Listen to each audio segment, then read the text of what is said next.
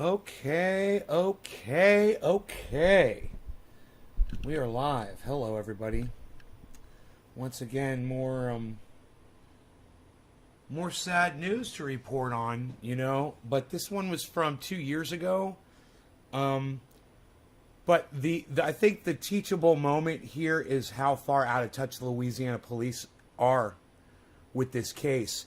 So we're going to talk about that in this show. I want you to know you're not late. I'm just throwing that out there at the very beginning. Hey Debbie, I'm just starting the show. I want you guys to know that you're not missing anything.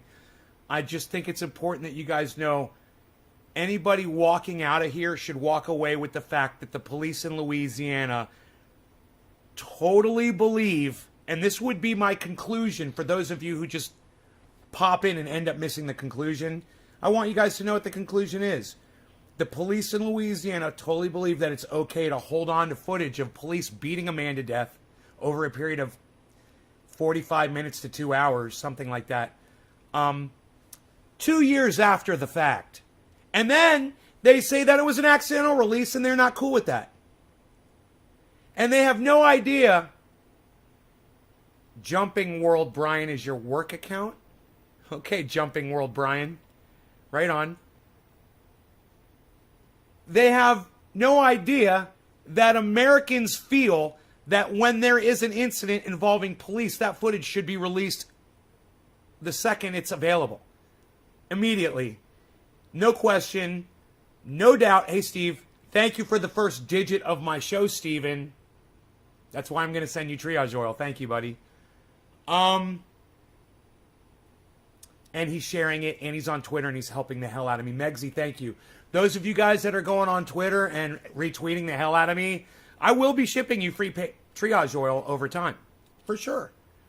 As you impress me with the sheer amount of tweets that you get me, I will, and the visibility that you give this show, I will definitely be shipping you out free oil. Why wouldn't I?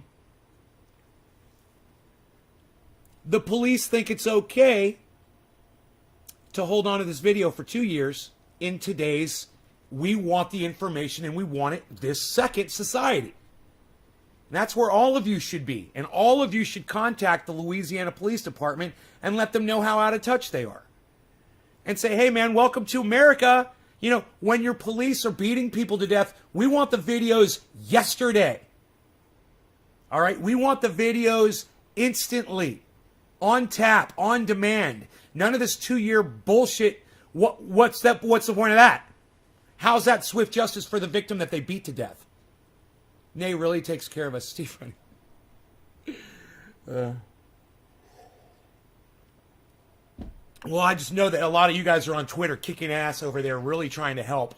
And I want you guys to take note that I did a little dusting today. Everything's all shiny and clean. Everything. It's all redone. I got the Jimmy Dore postcard on top of the 25,000, the fake award that I never got from YouTube that I had to order from Etsy for $30.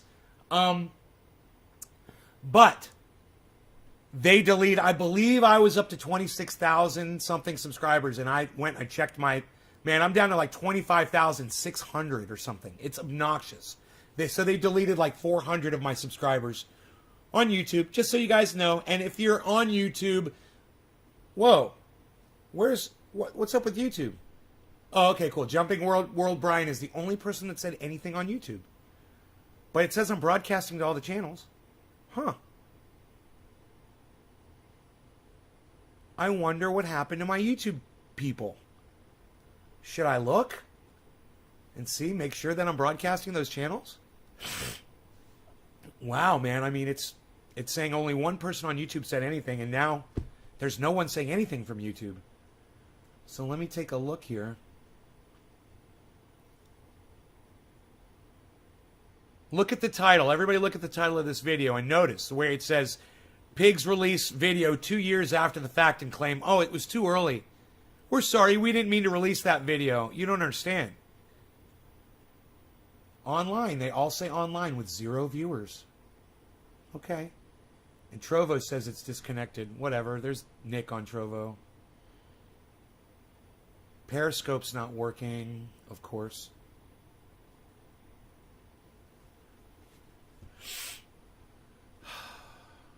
turn Periscope off and on again.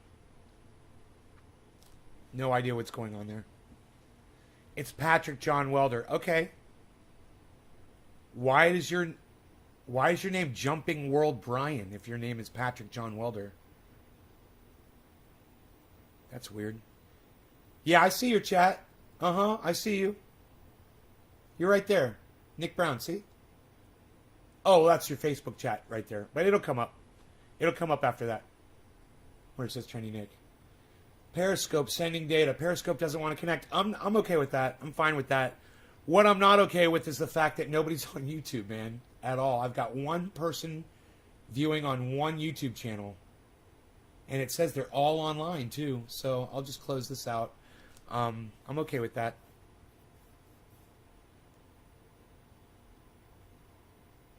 And now I'm bleeding.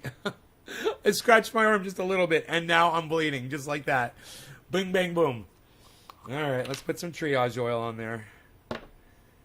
Son of a bitch. You know, triage oil will stop your bleeding, too.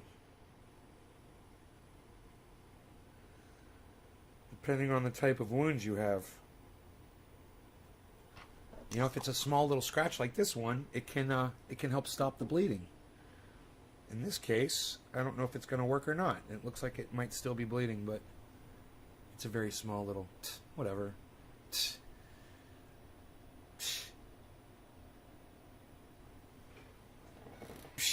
Maybe we should bring that up, huh? Beazle Gam Extreme. Why you beazling? Why you beazling? Gotta have Beazle Cam Extreme in there, bro.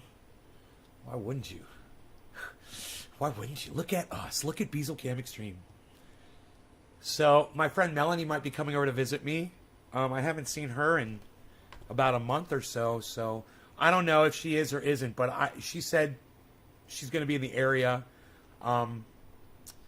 She's really cool, man. I like hanging out with her.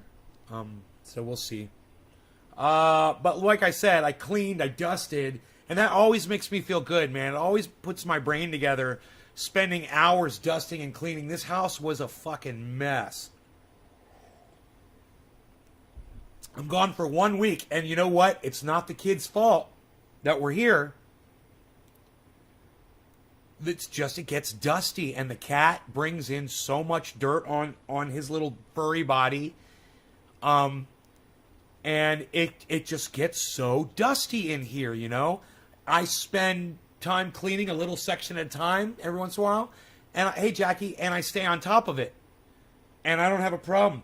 I'm gone for 1 week. Man, I tell you what, I'm petrified to leave here for a month, you know, or longer. What this house would look like. It's like there's no way to stop the fucking dust, man. I have no idea what to do about that. There must be a product, you know, some kind of an air purifier that pulls massive amounts of dust out of the air, something. I don't know, you know, but I need to look into that. This was just beyond, man. It was beyond me. I couldn't get my head around it, how much dust in this house. Everything, my monitors, the entertainment center, all my audio equipment, amplifier, computer, tables, all of this stuff had to all be taken apart and dusted. All my crypto, all my glass. You can see I put my glass back up. They were using some of my, I told them, I was like, you feel free to use any of my glass. They used some of my most expensive glass. I'm like, you guys got expensive fucking taste. I should have said, you can use anything but that one and that one. I should have said. They grabbed, man, they went right. But they didn't fuck it up. They just used it, and I cleaned it. And it needed a nice cleaning, and now it's crystal clear, and it looks beautiful. So I'm good on all that. Nothing broken, nothing missing. You know, they did a good job. It was just, you know, after they left, there was a problem. It was my friend Mark. He hasn't contacted me since I got home from Orlando. And he knows. He knows not to contact me because he's going to catch an earful. And I don't care if it's tomorrow, today, next year, when he finally decides to get his lazy ass over here to talk to me, I'm going to give him a good dressing down. And boy, his ears are going to be ringing after he talks to me. Yeah. Yeah, he only had one job One easy job. All he had to do was stay in this house for 2 days and not let Rogie pee on the floor, and he couldn't even fucking do that. So him and I are going to have some fucking words. Oh, look at that, man. It was almost as if Jimmy Dore was listening to me talk just then. That was weird. Just dropped right on my... you guys couldn't see because Beaselcam Extreme was in the way. But it fell over right when I said some words. Made it kind of cool. I don't know. Dan Barney, too many uncovered windows brings the dust. No, bro. No.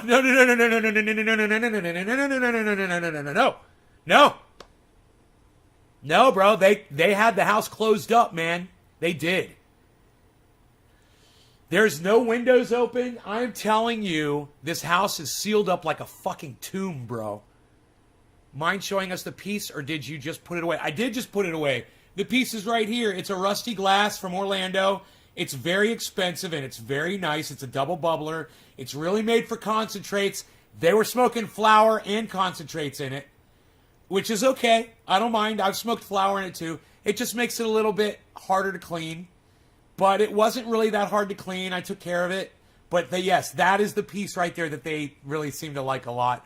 And good, like I said, he's got good, expensive taste. He's just like me. You know, nothing wrong with that. I fucking told him anything on that shelf you can use. And they didn't fuck with my shit. They didn't fuck with my shit too. He did use this once or twice, and he put it back. And I'm okay with that. You know, this is an expensive piece too. One of my favorites. But my piece that not to be touched, they didn't touch it. You know, that's the devil piece. And they didn't go anywhere near my glass that was on this cabinet. I made it clear, if they were going to use glass, to use anything on that shelf, just to be careful. So, you know, I'm really OCD, man. I'm really OCD. It's a problem. And when people come to my house to stay and I'm not here and they're watching for me, I've got such a high standard and they don't know what they're getting into, man, you know. But it's okay. I understand that I've got high standards and I try not to, while I might make comments about it, I'm not going to penalize anybody for it. You know what I mean? Not open, just no curtains. Michigan, Jackie, Josh, Mind Show. Okay, Dan, Eddie, dropping digits. Thank you. The rest of you, please share this around right now. Bring some people here and share this video out. I've got something to say about what these police officers did to this man. You know, I don't know if I need to show you guys the video. Do you guys need to see the video of another black man laying face down on the ground, police all around him, tasing him, kicking him, him screaming for his life, and then finally letting him expire face down on the ground? You guys don't need to see that video, do you? I think I explained it perfectly. That's exactly what happened in that video. Very similar to the George Floyd video, very similar. That old tan brown cabinet used to be showcased in the back of your stream. Yes, I do. It's back here. You can't see it. I'm Ron Placoni. It's back there behind that wall. Not a lot of glass in there, just a lot of stuff. But yes, it is back there. I just don't have room to display it anymore because I've changed the way the setup is in here. I used to have the TV, I think, over here, with the back was that way, and I moved the TV into the corner, I think. Nay, does cannabis go bad? Cannabis can get mold on it, but if you store it properly, cannabis can literally last thousands of years. So, yeah, cannabis can go bad. If you store it with moisture, it will rot, it will go bad. If you cure it properly and you have all the moisture taken out, you're doing long-term storage with it, you can vac seal it. I'll say that 5 times in a row. You can vac seal it. You can vac seal it. You can vac seal it. You can vac seal it. You can vac seal it and put it in a freezer. I'm going to say that 5 times in a row. And put it in a freezer, and put it in a freezer, and put it in a freezer, and put it in a freezer, and put it in a freezer. And it'll last for years. Buy a vac sealer and put it in your freezer. It'll last for so long. I generally don't store my cannabis like that, but I'd like to get a big freezer and do that. That would be really cool. You're welcome, Dice Man. I have a 3-year-old cannabis stored vacuum seal. Malawi Cobb style cured. Huh. I don't know what Malawi Cobb is. What's Malawi Cobb style cured? Hash, tell me what Malawi... I want to know what Malawi Cobb... I always want to learn. Teach me, man. Teach me. What's Malawi Cobb style cured? What's Malawi Cobb style cured? What's Malawi Cobb style cured? Tell me. I'm just dying to find out these facts from you. Hey, there's the cabinet. Hey, look at that. You can see the cabinet. You can see the cabinet on the Beazle cam, man. There it is. Look. Look up there on the Beazle cam. There's the cabinet right there. Isn't that funny? Yeah, we were just talking about that damn cabinet. There it is. All right. So who dropped my first digit today? I want to say, I'm going to guess and say it was someone that might love this show. Oh, it's Steve Running. Yes, Steven Running. Thank you so much. Let's go ahead and smoke, Steven, shall we? I've got a bong rip ready to go of Jack Herer. Let's go in hot, as my friend Jay Hood likes to say. Cheers, guys. Oh, your English isn't good enough to explain? Okay, cool. That's fine. You can send me a link anytime, brother.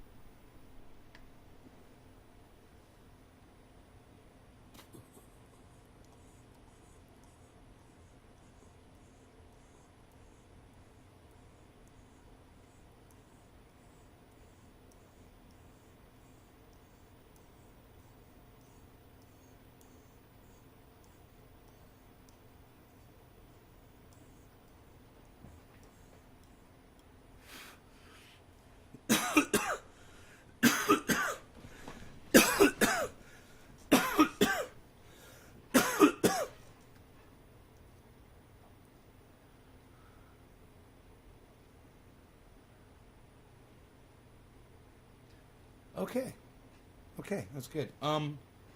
So like I said, I don't see the need to show you guys the video.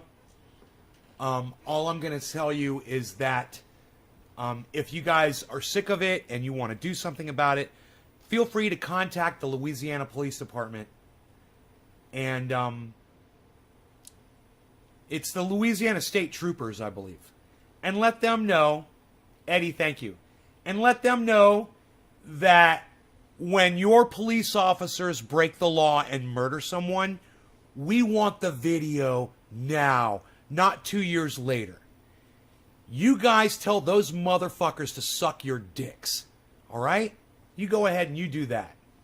I'd be so proud if any of you actually contacted them and did that. You can do it on the internet, you know.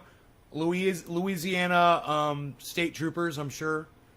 The Highway Patrol, you know. When was the cop? It was 2 fucking years ago, and the video was accidentally released to the public, says the fucking pigs.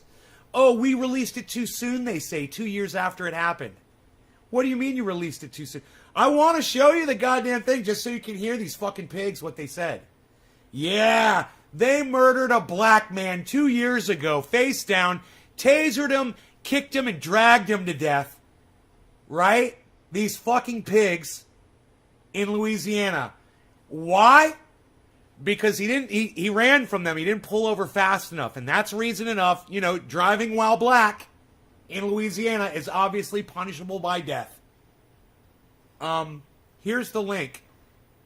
420 magazine. Tanguinas Malawi style Cobb cure fermented cannabis. Huh. Okay, let's read about it. You do want to see it? It's really not an explicit video, man. It's really hard to see much of anything, but you do see the police taser him for no reason. While his face is down, they fucking taser him on the ground. And you can hear him just struggling to live.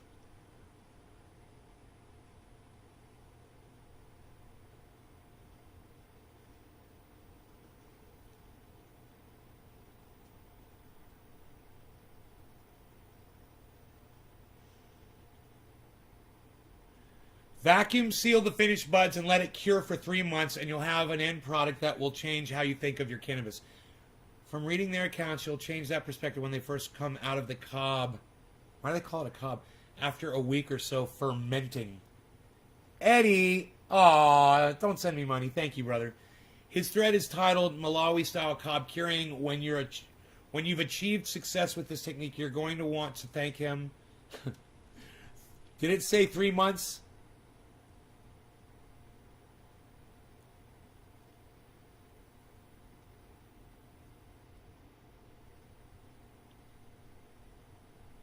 And let it cure for 3 months. Yeah, I mean, I do 3 month cure.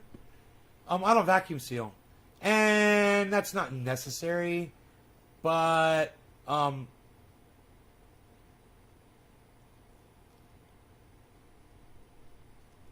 put this name Malawi style cob curing, dude. People have been doing that for years. He doesn't get to put his name on what other people have been doing for fucking years. That article was written in 2018. He says Malawi fucking cob. What? Dude, you're vac sealing it and putting it in the freezer. Just like I told you. Literally.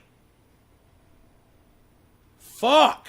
Malawi cob style? No. Trendy as Dabber style, motherfucker. Years ago on my show. Way before 2018. Fuck that Malawi fuck you up your ass bullshit, steal my goddamn fucking ideas, take my fucking science, and fucking put some stupid fucking name on it. Everybody does this shit to me. Are you fucking kidding? Dude, I've been vac sealing and freezing buds for fucking years. That's bullshit.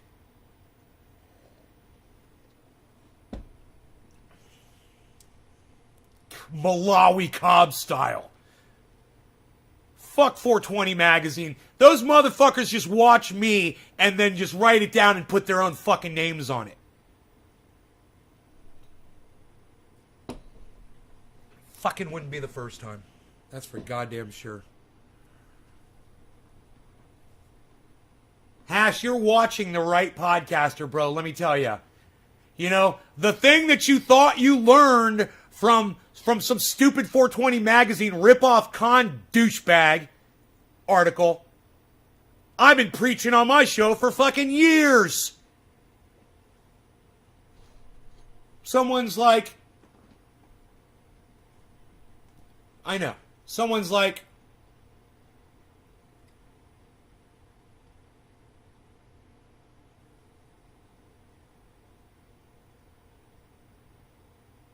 Nate, does cannabis go bad? And I go, not if you vac seal it and throw it in your fucking freezer and you make sure you pull all the moisture out of it. And then Hash is like, hey, Nate, I do Malawi cob style. It's the exact same thing, except I've been telling people for years to do it that way. And I didn't make it up. Dino taught me that. Years ago, before I lived in this house, man. They do it with corn husk. Oh, Jesus Christ. Whatever. I'm sure it fucking makes your bud taste like fucking corn. Husk. I'm still trying to figure out if I'm going to hit this again or not. Psst. I guess I am. Fuck. Right? They literally just verbatim copy me. And they don't give me any fucking credit. Some dude on YouTube back in 2016, right? He's like, oh, Trendy as Dabber says to vac seal and put it in the freezer. I'm going to do that, and I'm going to tell people that I came up with that idea. I'm going to put fucking corn, I'm going to put corn cob, whatever the fuck, what you say, corn husks in it, and I'm going to say cob style. What? Are you fucking kidding me? Oh my God, that's so silly. I'm glad I got the documentation on this fucking live stream so everybody can see all my shit on here. You can all go back and see it. You know?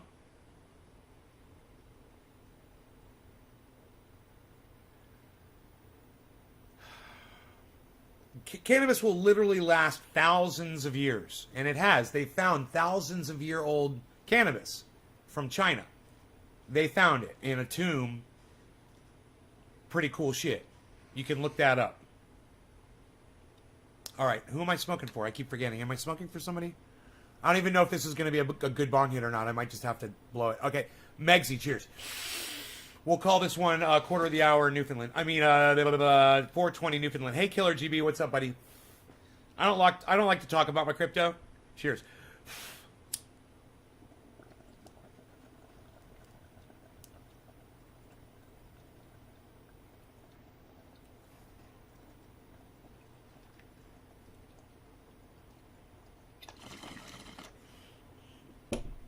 Yeah, I guess it's all right. That was a good hit.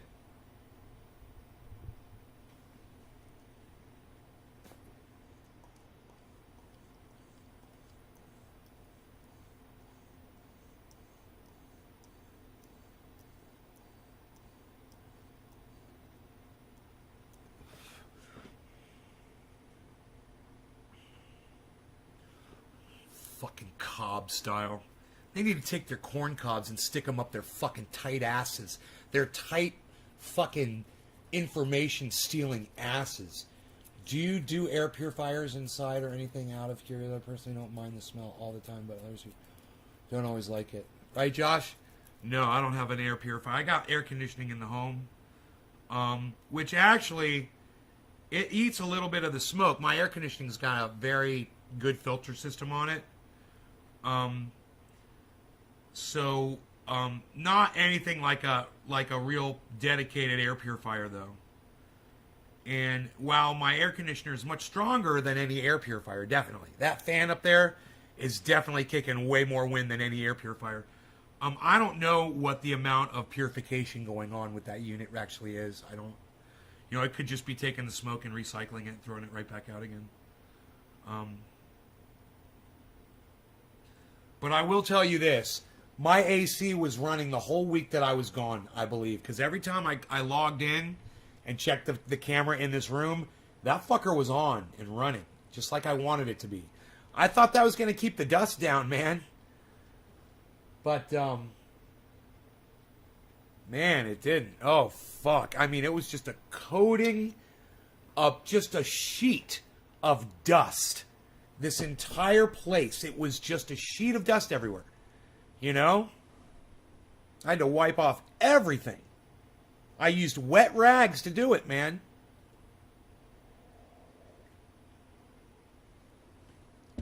Crypto, what is that? I know nothing, right? Me neither. I don't know. Bro, look at this. I'm going to prove to you that I don't understand crypto. Look. I don't know. I don't get any of this shit. Actually, I must say right now I'm a little happy at what I'm seeing. But at the same time, I'm sorry everyone. Everyone that got freaked out and shit, man, and just not ready for investing like this, man. I wasn't really thinking and preparing you guys enough for what could come. I didn't talk about it enough, and I should have. That's interesting, isn't it? Let's get rid of that. Okay.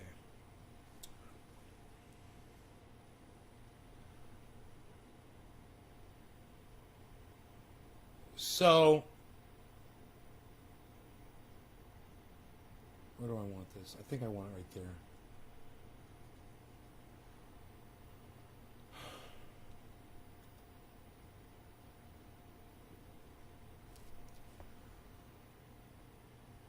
Yeah, I know it will. But the problem is people that aren't savvy investors like myself, they're not used to this, man, and it scares them, and they freak out.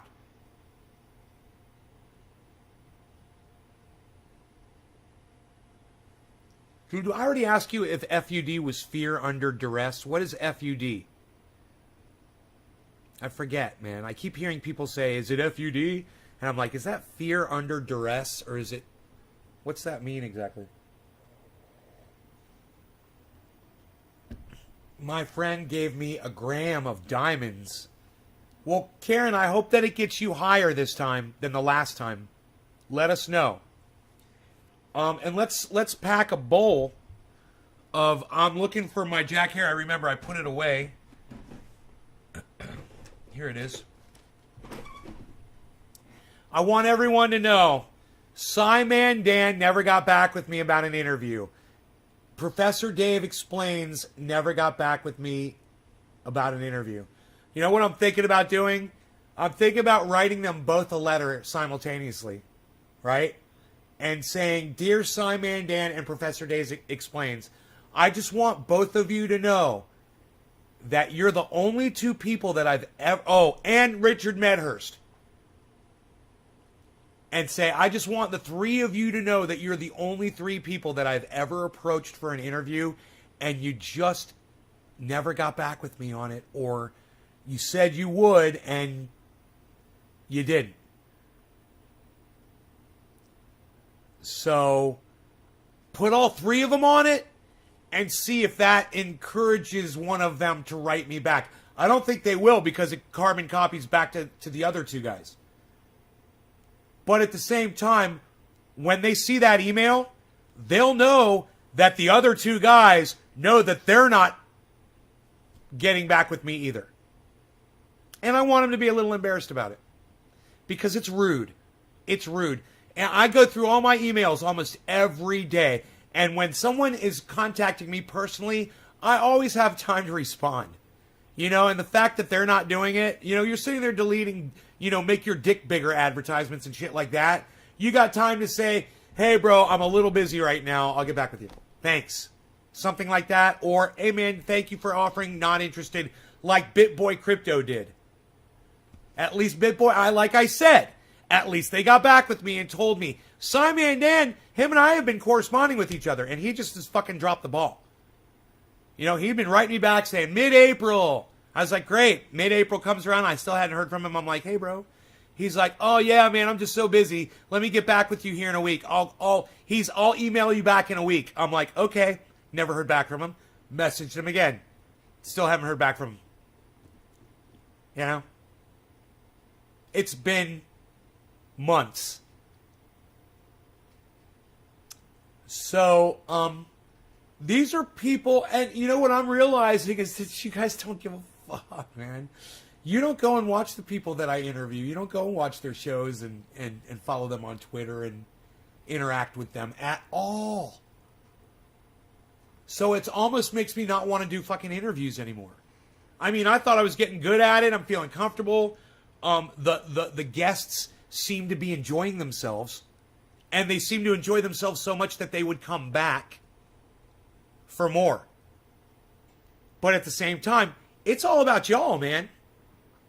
And if you guys were interested in those interviews, then you would go and you would support those people. That is why I bring them on the show. That is why every time I do an interview, I'm like, go ahead and tell my audience where to find you, what you got going on, what your Twitter handle is, and all that shit. Let my audience know. And then you guys don't go and do it. Because if you did it, you could try to get me on one of their programs. That would kind of be cool. That would be a first. Me appearing on a big show. That would be nice. Let me tell you something. This is the first time my YouTube channel, the big one, Nays Garden, has ever been in the positive with subscribers. Yeah. It's always in the negative. It's usually like -1, -2. Now it was like plus 20. You know, you've had 25 subscribers in the last 30 days. You know, and I'm down. You know, and trust me, man, they're deleting more than that. They've deleted 400 in the last month or so. So, you know, that plus 25, that's after they've deleted like 100. You know? Understand that. That is how it works. That's not me exaggerating. That's true. They literally do that. But my channel has become more visible lately on YouTube. Thank you, Nick. Awesome. I've been trying to get you on the Pop Brothers at Law show. Lol. I talk to them all the time. Lol. Eddie. Thank you, Eddie. Oh my God. Twitch blocked my message. I wonder what it was, Crazy Karen. That's fucked up, says Steve Running. Well, I'll just put that out there and let you guys know I'd love it. I'd love to get more people, and it's doing good. The show's, hey, you guys, the show's doing great, man. Since I went to Florida and came back,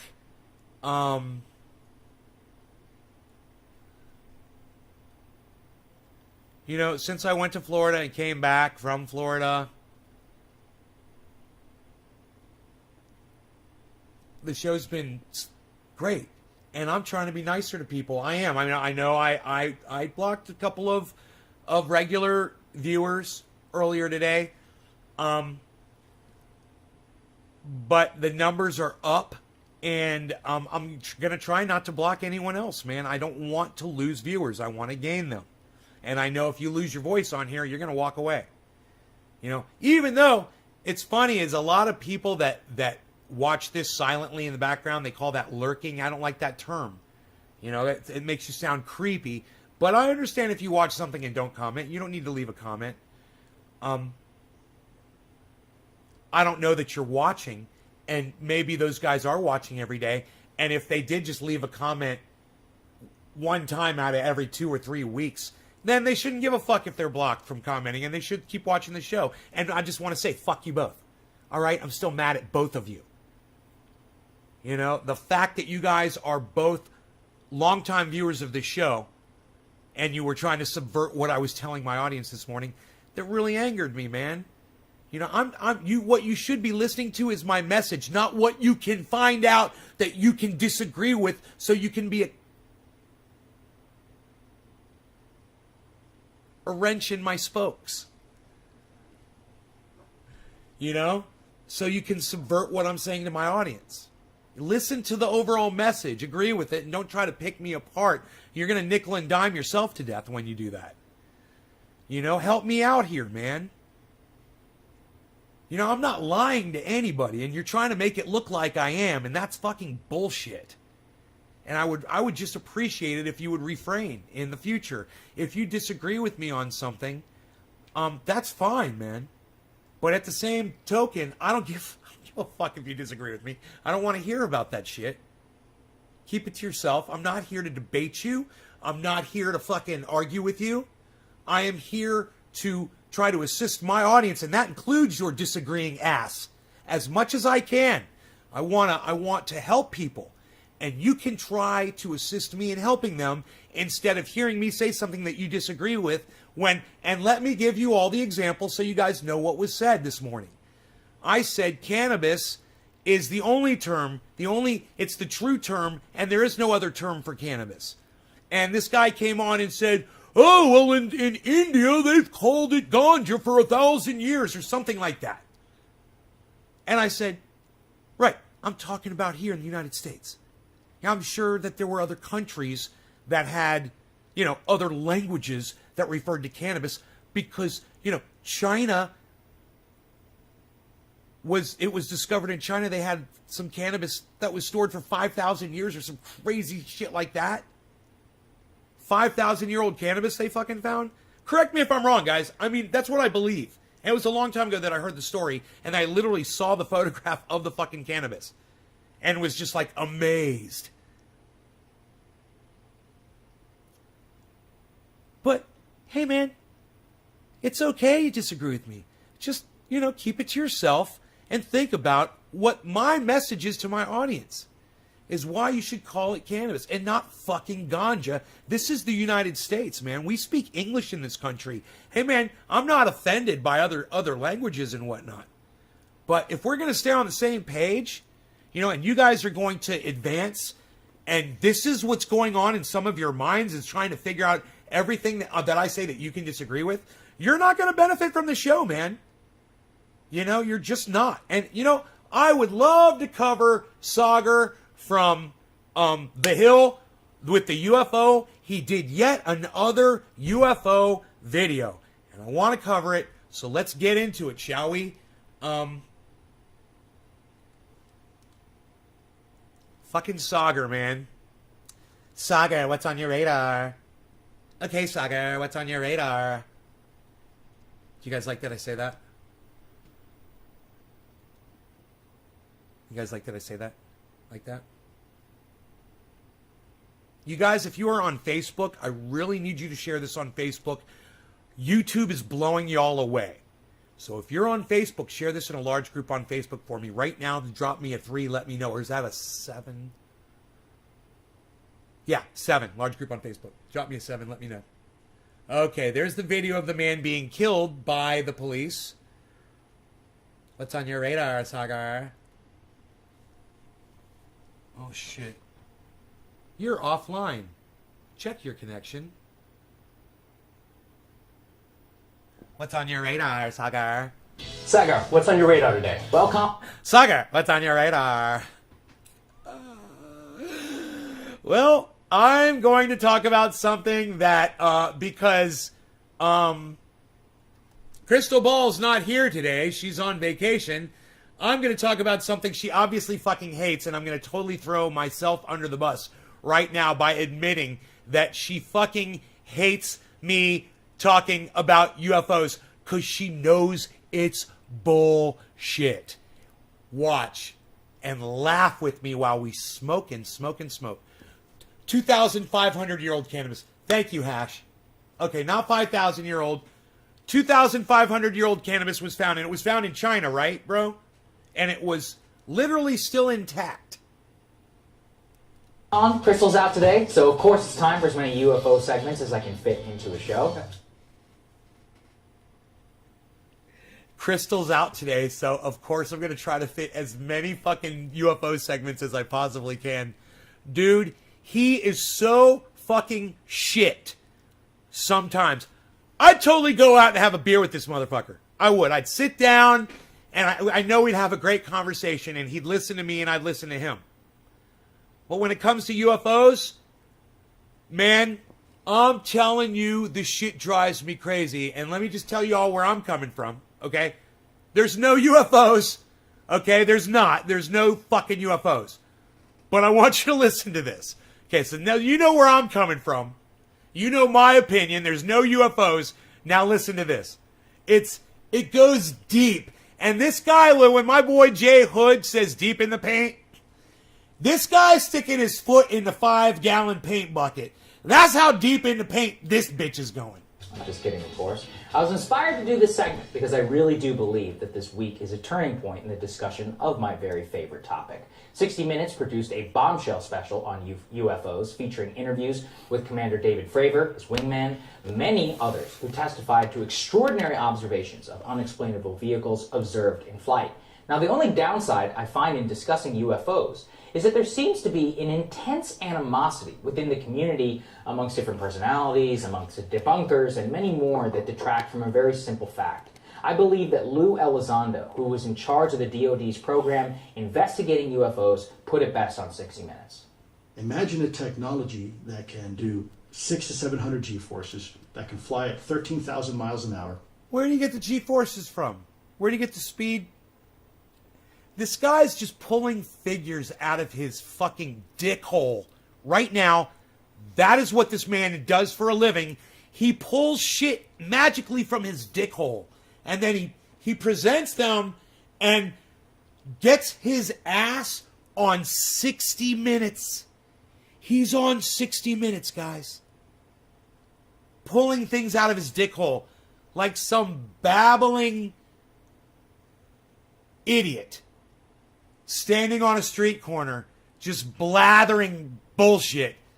They take one and put him on 60 Minutes. So because of that, because 60 Minutes is scraping the fucking barrel now, Sagar has a piece of straw. This is a piece of straw for Sagar. Because 60 Minutes now allows Sagar to say, see, 60 Minutes is reporting on it. They're reputable. And let me just put in parentheses, 60 Minutes is no longer reputable. So therefore, UFOs. I'm not a UFO debunker. I just watch Thunderfoot. And I know they don't exist. But you guys should watch Thunderfoot too. So I'm just going to ask my audience, as many times as I've begged and pleaded and begged and pleaded. Here we go. Press number 1 if you follow Thunderfoot with 2 zeros instead of OO in the word foot on YouTube. Thunderfoot with 2 zeros. Press the number 1 if you do this. Who follows Thunderfoot? Steve Running. Yeah, Steve! Who follows Thunderfoot on YouTube? Dice Man 420! That's my man! Those are my guys! You guys follow Thunderfoot on YouTube. Don't you love it? Don't you love it? Please, guys, go to Thunderfoot and beg him to come on my show. He told me he'd come on. I don't know how to contact him. Please go and ask him to be on my show. I would love to have him on. Trendy Nick, you're following Thunderfoot. That's my 3 guys. Killer GB420, there's 4 of you. The 4 horsemen. Steve and Dice Man, Killer GB, Trendy Nick, all 4 of you riding off, watching Thunderfoot. He's a scientist. He's a debunker. He knows there's no UFOs flying around the world. So it's really easy for him to debunk stuff. It's easy for me to debunk people like Sagar. I refer all UFO believers to him. I love that you guys are watching Thunderfoot. All right, now I want you to listen to this guy right here. That it can evade radar. You know, when you take a picture of something and it's a reflection or it's something you're holding in front of the camera lens like Thunderfoot demonstrates, that's going to evade radar because it was never there. Think about that. Think about it. You know, if a bird flies in front of a camera, or a hummingbird, or a dragonfly, and it's out of focus, and it goes like that, which I've seen dragonflies do some crazy shit. You know? I've seen a hornet fly into a window, and I saw a dragonfly follow it, and then I saw the dragonfly fly back outside the fucking window. And this happened live on my live stream a couple of days ago in Florida. You know, insects do some crazy fucking maneuvering.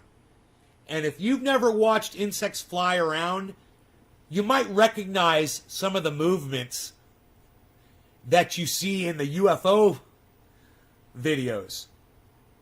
Insects probably, you know, a good percentage of things that were mistaken for a UFO. So, I've seen this one thing where it shows this thing and it goes zip, zip, zip, and it goes in front of the camera, it goes to the desert and whatever. And yeah, if you're thinking that that's a UFO flying far away from the camera, then it could look like that. But if you're thinking it's an insect and it's actually pretty close to the camera, that changes everything. The reason these things don't show up on radar is because usually they're not there or they're too small to be picked up because they're insects, birds, you know, maybe even some debris.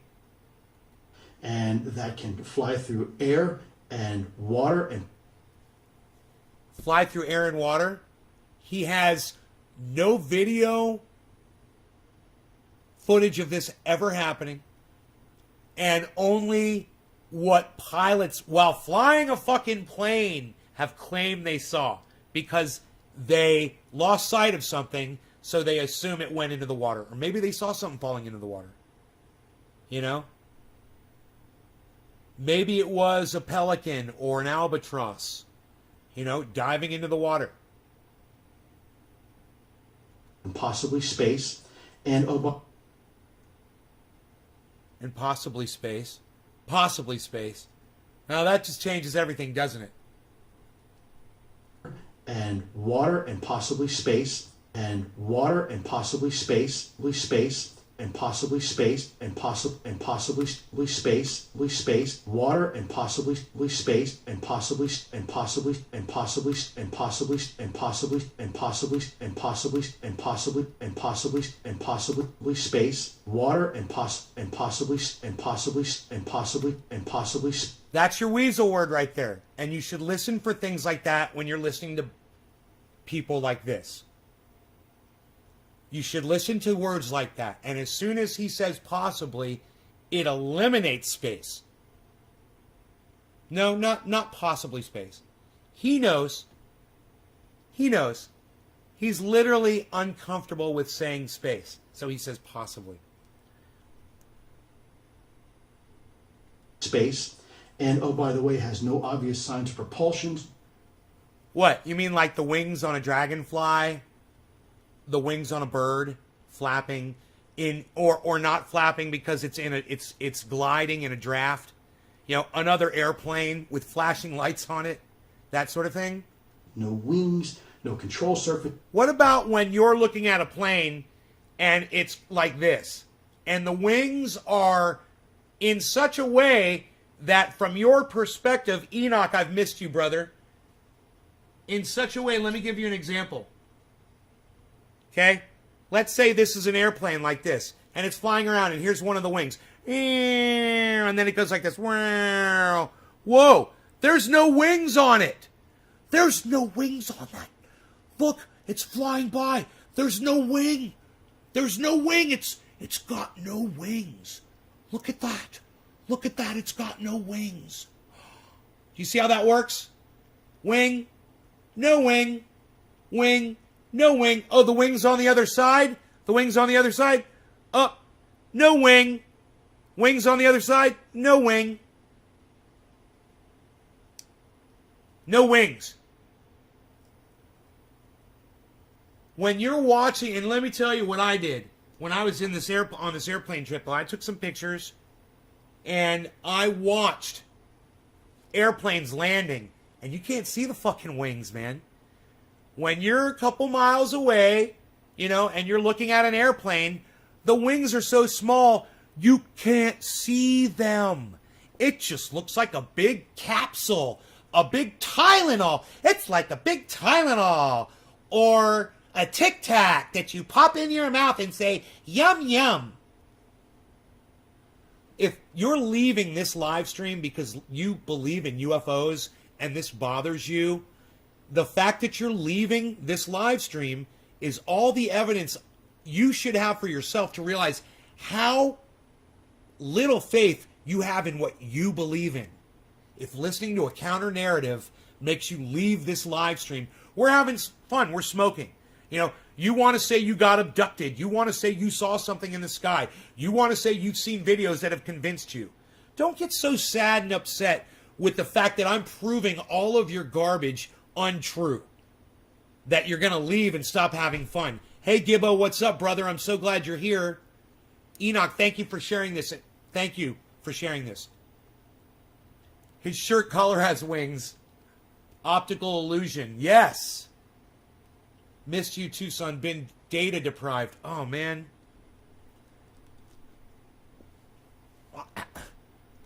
Fucking A. You guys need to follow Thunderfoot on YouTube, all of you that don't do it. I'm not going to get upset with you, but your mind is made up. Why have the conversation in the first place? So that you'll realize that if you believe in this shit, you're full of shit, Joey, because I actually care about my audience. That's why.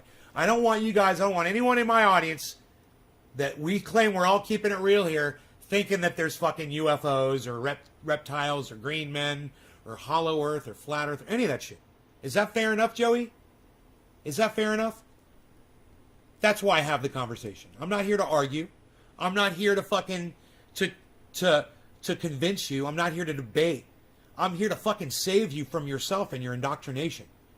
You know, people like this guy right here, they're part of the people they're part of the crew that indoctrinates people. I don't know if you are, Joey. I don't know if you're talking for yourself or not.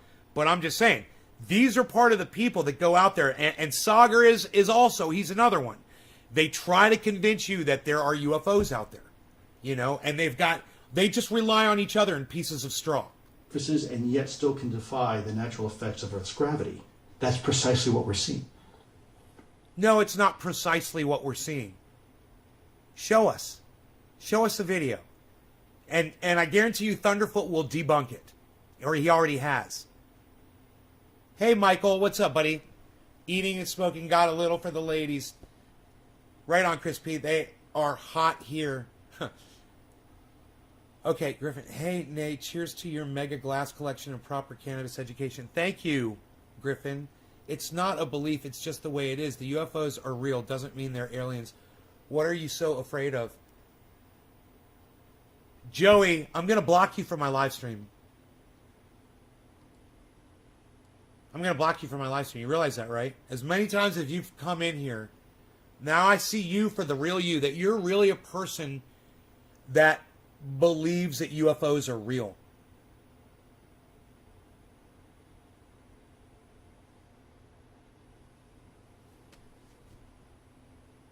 And now you're calling me a crybaby? Okay, you know what, dude? Suck my dick. You guys, look. He's calling me fucking names. I'm trying to help you people. He's trying to say the UFOs are real. He says it doesn't mean they're aliens, but they're real. Dude, most of these things are insects or reflections on camera lenses. They're not real, bro. They're not real. That's why they're not showing up on radar. That's why they disappear into the ocean magically. That's why they have no video of that. Time out him? No, I think I understand where Joey's coming from. He's saying they're unidentified, and that's fair to say they're unidentified. But to call them flying, a lot of those things are not flying. You know? Joey's being a cunt. Don't come in here spewing your bullshit, motherfucker. Damn, Trendy Nick. Holy shit. I don't know if Joey is being a cunt. I'm just saying, man. I just want to make sure he doesn't believe the bullshit that these people are feeding him. That's all. He says the UFOs are real. Maybe someone flew a drone. Maybe there was a weather balloon. Okay, those are UFOs. Fine. A drone, a weather balloon. I'm sure that's happened, right? Fine. Somebody saw a weather balloon crashing into the ocean. Fine. Piece of a satellite crashing into the ocean. Fine. It's possible. Space garbage coming out of the atmosphere. A fucking, I don't know, a comet or a fucking, whatever you fucking call those motherfuckers. Not a comet, but you shit lips and we have a block party. Joe Malone traveling from closest planet, take over thousands of years. You think aliens are immortal too? Unidentified foreign objects. Low. I've got to abbreviate. Yeah, foreign object. That's fair. Even if it's an insect, and I believe a lot of them are insects. Maybe they will remove my block. Don't fuck around. I thought I removed your block, bro. Have you checked lately? I was cool till he called you a crybaby or whatever. Yeah, I know. Don't call me names in here, man. I misunderstood you. I thought you were saying that UFOs are real, and then you said in the same breath, in the same sentence, you said, it doesn't mean they're aliens. And, okay, yeah, like I said, weather balloon, space garbage, a drone, a high-speed drone that someone's got, even if it's from another country like China or Russia, and they're, deploying them, out. They've got a fucking... Maybe they've got a weather balloon that they're deploying these motherfuckers off of, that could evade radar. A falling cluster of human excrement, as Gibbo. Gibbo, why don't you come to my show anymore? What is it, man? You're... I miss you, bro. I wish you'd come by more often.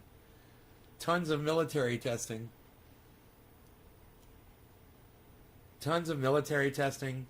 Bro, anyway, let's go on with Sagar here, and I want to do a bong rip. I really do. I'm having a lot of fun. But I think the most important takeaway here is to realize the lack of evidence that these guys go on and the amount of passion that they try to throw into something that they have no evidence for. Zero. So-and-so said this so that he could get on 60 Minutes. Okay. What do I have to say to get on 60 Minutes? Tell me what I got to say. I want to be on 60 Minutes too. There's something that's been observed by both humans and by our technology, capable of flying in a manner unknown to human science. That's about as extraordinary as it gets. To me, the only question is, what is it? But increasingly, I have observed a backlash to what I'll call the mainstreaming of UFOs. Why now? Why is the Pentagon coming forward? Is this some sort of psyop? Isn't this all just a ploy to raise money for the Space Force? I understand that impulse, given that our government has already lied us into war on faulty intelligence. But it's important to really interrogate that assumption, because I believe right now, resistance to the idea of UFOs remains on mistrust of the institution, which is in possession of a wide body of evidence surrounding what could be one of the greatest mysteries of our civilization. It's 420. Happy 420. First, I'll state that it is absolutely not impossible. This is an all elaborate Sandy psyop Smith, Nick for Brown. military Happy outfit. 420. But Cheers. that I On the believe 420. is extraordinarily unlikely. Little late. Gideon Lewis Krauss of The New Yorker, he recently wrote this story titled "How the Pentagon Started Taking UFOs Seriously." Now, we had him on the show, and I consider it to be the definitive first draft of history as to how exactly those within the five-sided building came to reckon with what was being seen as an by airmen of all time during the flight. Now, the history of Project Blue Book and early Pentagon attempts to cover up UFOs are well known. And if you don't know, I encourage you to go read about it. But the modern history of disclosure is very important to understand. It begins in 2007, when then Senator Harry Reid of Nevada had a discussion with Robert Bigelow of Skinwalker Ranch. Now, Reid, who has long been fascinated by UFOs and critically had just become the Senate Majority Leader, called up Senator Ted Stevens. Stevens, who was a senator from Alaska, shared a fascination of UFOs with Reid because he was a pilot in the Second World War and he had reported a UFO encounter. It stayed with him for the rest of his life. Now, Stevens and Reid corralled Hawaii Senator Daniel Inouye. Together, they placed a secret $22 million appropriation in a 2008 supplemental appropriations bill. It's okay, man. I thought he was being, a little subversive. And fucking calling me names for saying, I think that it's wrong to say UFOs are real. Thanks for having my back, guys. I appreciate that. To investigate the phenomenon. The Pentagon pushed back hard. They didn't want any of this. Reid basically pulled rank and said, I'm the most powerful person in the Senate, so you're just going to do it. So from that point forward, the Advanced Aerospace Weapons System Applications Program, or ATIP, was born, which began studying Robert Bigelow's Skinwalker Ranch and all sorts of crazy stuff, like ATIP. What a fucking phallic name for another goddamn, military-based program. ATIP. The tip of my dick in their fucking mouths. What a bunch of douchebags. goblins and dog-like creatures. But critically, it also hired Lou Elizondo, who you heard from earlier, in 2010. Now, Elizondo had no opinion on UFOs at the time.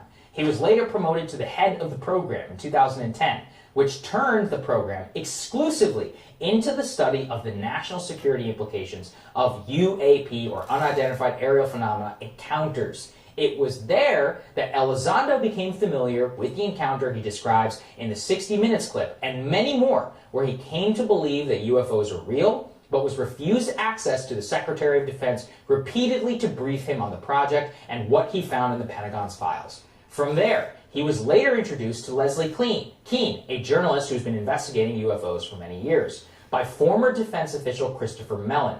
Now, Elizondo briefed Keane on the program. He then resigned and then led to the now famous 2017 New York Times story, which sparked the UFO renaissance of today. Now, I took you through this torturous history for a reason, so you can understand the Pentagon had absolutely zero interest in letting any of this come out. They pushed back against it. Right, and you want to know why?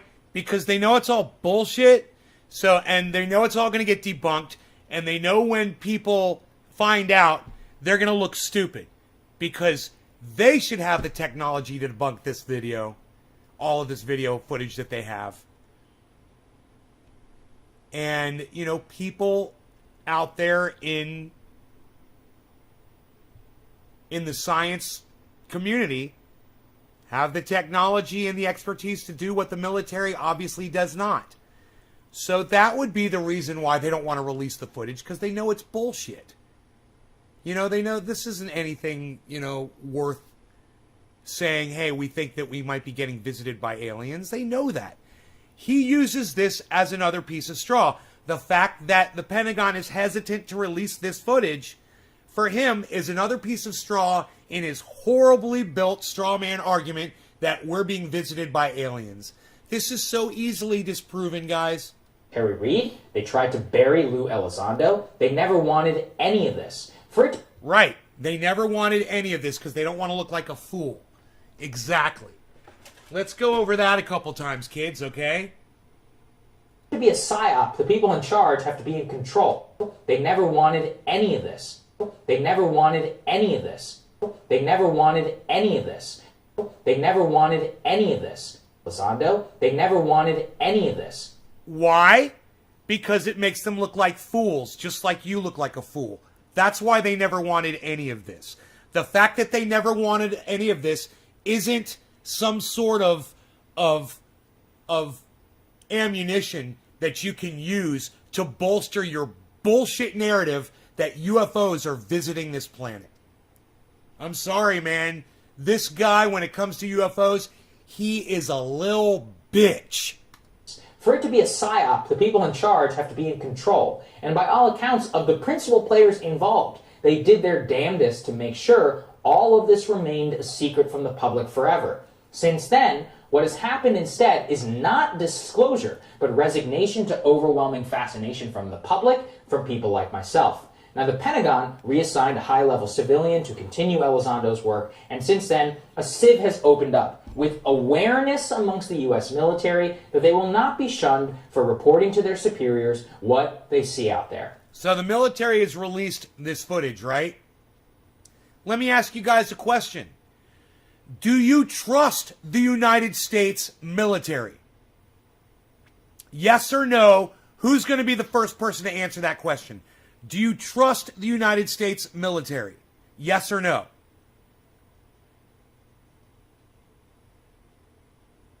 Who's going to be the first person to answer that question? Do you trust the United... No! Trendy Nick, thank you.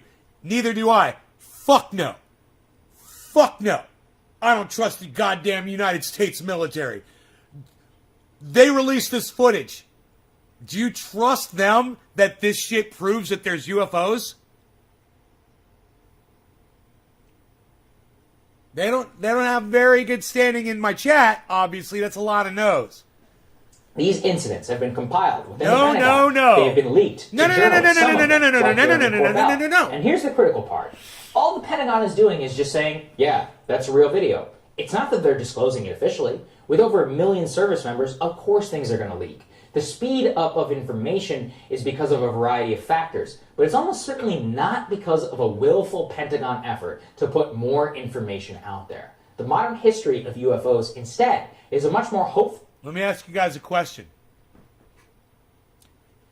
How good do you think the military's ability really is to zoom in on something with their technology, their level of cameras that they have? Think about it. On a scale of 1 to 10, a scale of my camera being about probably a 4 out of all cameras in the world. You know, my camera's pretty clear, it's pretty good, it's got, you know, high def, whatever. But we're talking military grade cameras. They could zoom in on a hair on the tip of my fucking dick. Okay? And they'd be able to tell you my fucking DNA off of it probably with one of their fucking cameras. But the footage that they release, to show you looks like that. That's the UFO footage right there that the government with their high-tech camera, that's what they show you. That's the fucking quality of a military fucking camera that's on a goddamn aircraft carrier that's designed for military use And probably the highest fucking resolution available to man on these fucking cameras. And this is what they have to offer you. I don't know. I think it'd be more clear than that, man. Don't you? I think it would look a little bit more clear. Officially, with over 1 million service members, of course things are going to leak. The speed up of information is because of a variety of factors, but it's almost certainly not because of a willful Pentagon effort to put more information out there. The modern history of UFOs, instead, is a much more hopeful story, Bigfoot, in which the truth was dragged out, and now that it's out there, they just simply don't know how to control the narrative anymore. As Lewis Krauss himself told us here on Rising, if the Pentagon wanted to raise money, there are a whole lot of easier ways in order to do so. Iraq, Afghanistan, terrorism, Russia, China. There's a lot of easier ways to get billions of dollars more in appropriations. Instead, this is a case of people who for a long time tried to deny reality, were then forced to reckon with it, and are now coming clean with us out of necessity. In other words, they're not manipulating us. He's been on this straw man point for the last 5 minutes. He's still making the one little point that they didn't want to release the footage. That's his one point that he's been talking about for 5 fucking minutes. We are manipulating them. And I did this column because, and I understand it, people are like, why now? Like, why now? Well, if you go and you see the modern history of what happened here, it was basically, this all only happened because Harry Reid was the most powerful person in the Senate, and he was just really interested in UFOs. And he's like, no, you guys are going to do it. And they pushed back so hard against him, you can read in some of the reporting, he's like, no, you're going to do it. He's still talking about the fact that they didn't want to release the footage. Still. Do it. And they kept pushing and pushing and pushing. And once they had the information, then the SecDef, Mattis, he didn't want to hear it. Him and his staff, they're like, no. So they went to a journalist, and the moment the New York Times comes out... Oh, God, Jacob. Well, the UFOs glow. I saw one once, had Aztec writing over it. UK government are silent on them.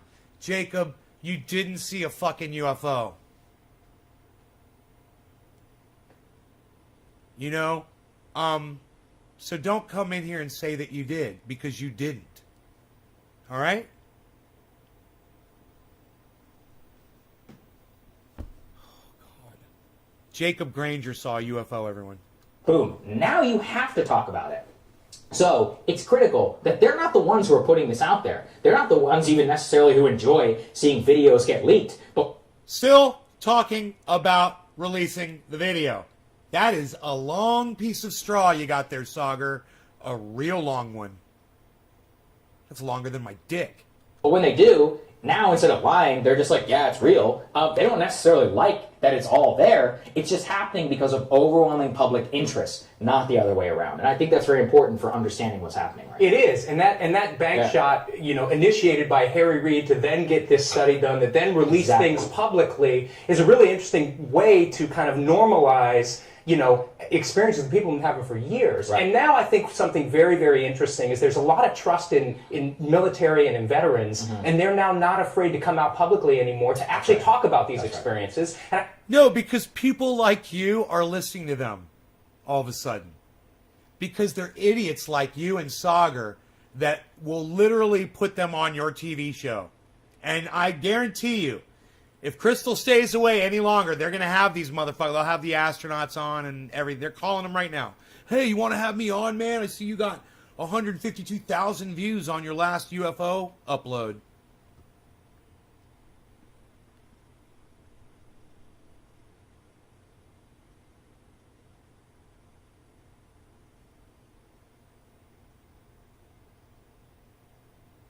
Probably was anally probed. And I think that's a really important step in. Okay, let me see who I'm smoking for here. It's bottom of the hour late. We're going with Eddie Haynes. Eddie Haynes. Eddie Haynes. You got a tattoo. This is for you, son. Cheers. You get one all to yourself. What can I say?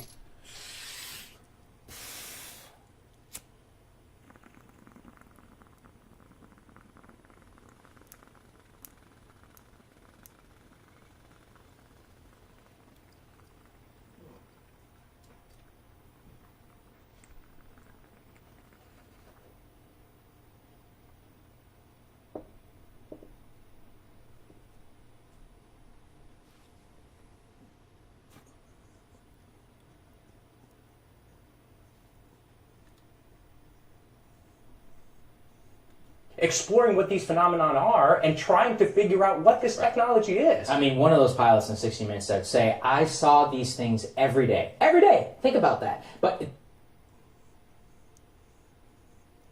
You guys believe that a pilot in the military saw UFOs every day? Do you guys really believe that?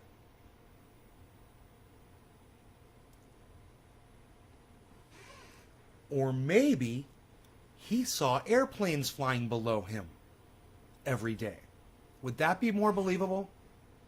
Occam's razor would say that there were airplanes that he kept spotting, these Tic Tacs.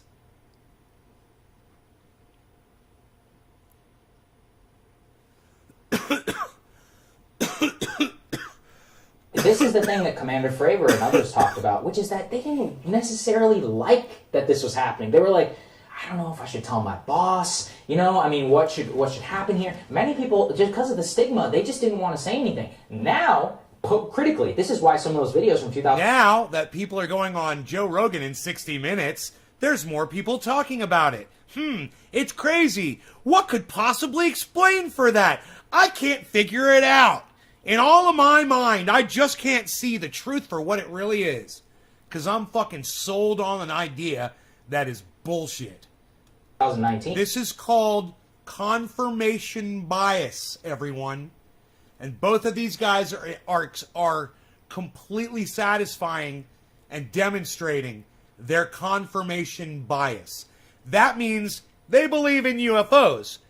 Now, they're hearing other people that say they've seen them, so they're doing everything they can to bolster those people and bolster that narrative. It's fucking psychotic. This is somebody that brings me my news. So now I know, and you know too, that he's completely full of shit. And the USS Omaha are so important. They're tracking it on radar. Everyone's fascinated. They're tracking on radar? Wait, didn't that guy say it wasn't seen on radar? Isn't that weird? Isn't that funny? Huh. I don't know. I'd like to get to the bottom of that. That's kind of weird. Was it on radar or not? Are there some UFOs that are trackable and some that aren't? Is that what's up? Is that how that's working? Sometimes they got their cloaking device on, and sometimes they flip it off. Just for fun. Just to fuck with you. There's one guy is recording it on his cell phone because he can't. He's like, what the hell's going on here? Oh, wait. That doesn't sound like a military fucking grade recording to me. He's recording it on his cell phone. Huh. I wonder if I've ever seen a glare in a video on my cell phone when I was trying to record something. You know, I wonder if my phone is ever not focused on something, or if I can turn autofocus off on my phone. I wonder if I can go to settings on my phone and make it set however I want, you know, and change the aperture, and then take a picture and a video of an airplane that's got blinking lights on it.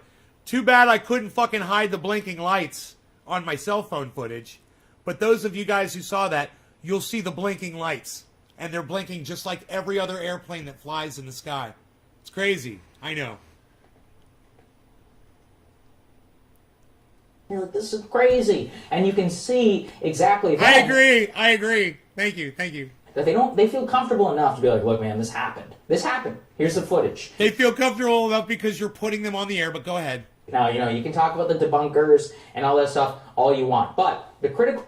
At least he acknowledges that they are there and that they have debunked you. You're debunked. Why are you still talking about it? No, he can't. They can't do anything, bro. This is all bullshit.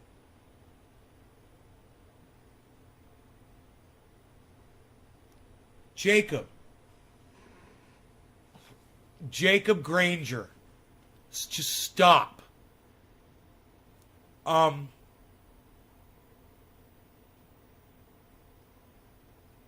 No, I don't believe Bob Lazar, and he didn't see a warehouse full of fucking UFOs.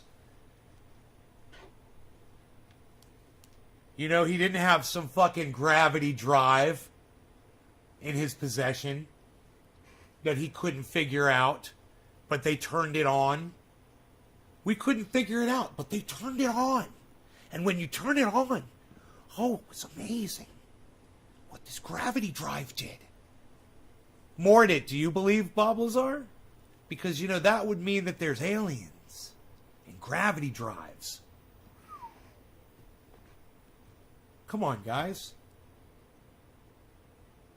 Jacob, I'm not even going to answer your question because you're insulting mine and my audience's intelligence right now. And generally, Jacob, someone like you that's been watching me for years, I generally won't block. But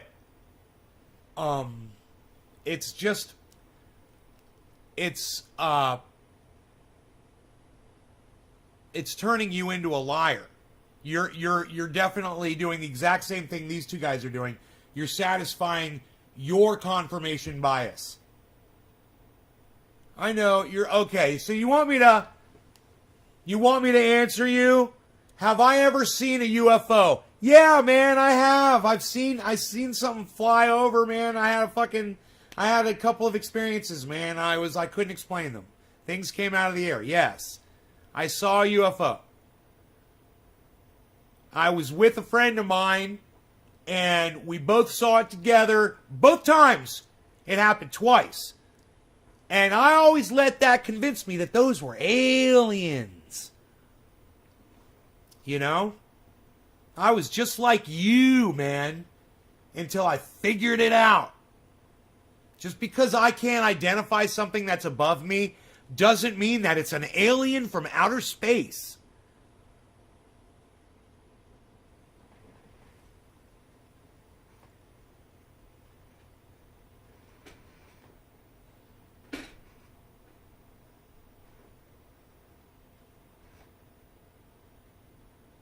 So, have I ever talked to Illuminati Lodge and know anyone in the know? Okay, let me tell you something, bro. There's no Illuminati Lodge and no one in the know. All right? So I don't even know what the fuck you're talking about. There, I answered your question, okay? Dude, do you want to know what it was? Most likely? Okay. The first thing, I was standing in the cul-de-sac of my house in the Springs in Longwood with a girl named Candy, right? We were walking down the street towards my house. I believe we went outside because I believe she wanted to smoke a cigarette, but I'm not sure why we were outside. And we both looked up, and we saw something that flew over. It wasn't making any sound, and it was low, and it was blocking out the fucking stars. But we couldn't make it out.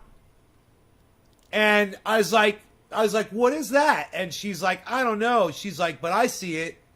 And she was pointing right at it, and I was pointing right at it. And it flew to a point over the tops of the trees in my cul-de-sac where we couldn't see anymore. So I know it was fucking low.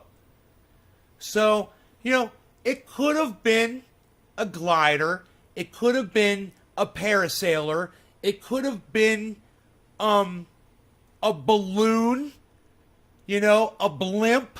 It could have been someone in a fucking, like a Cessna type airplane that was flying drugs out and had their lights off.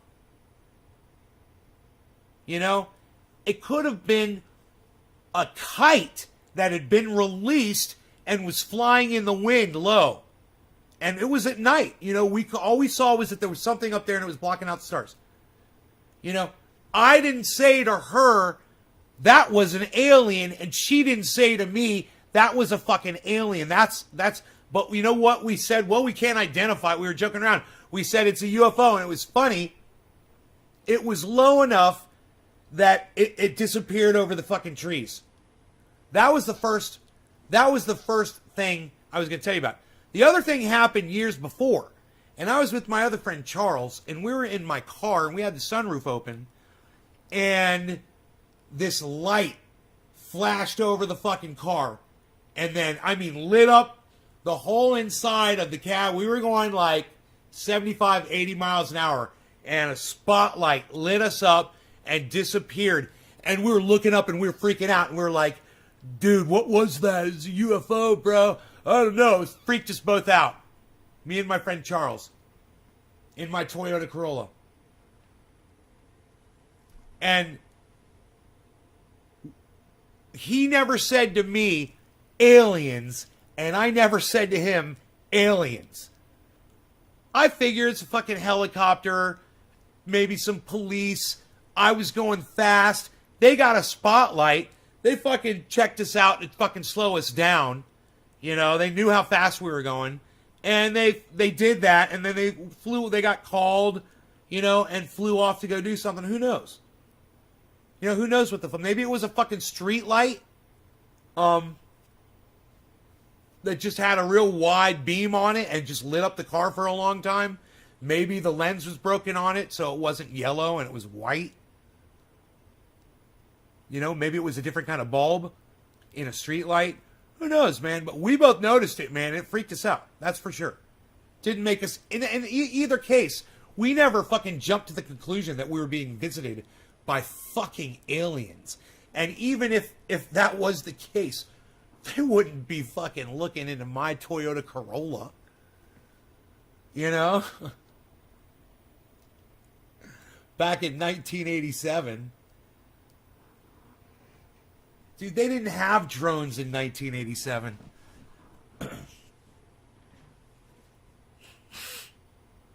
Trendy Phil, it's Navy Nays on. Right on, brother. All right, let's get back. The critical question is this. Is the government trying to play us on this? There's no evidence, in my opinion. Once again, he's still talking about withholding the evidence from you. Oh, that's his piece of straw, long piece of straw. To support that fact, if you look and discuss with every single principal player involved, the Pentagon got dragged kicking and screaming to disclosure, and still talking about it. Everybody is in a UFO.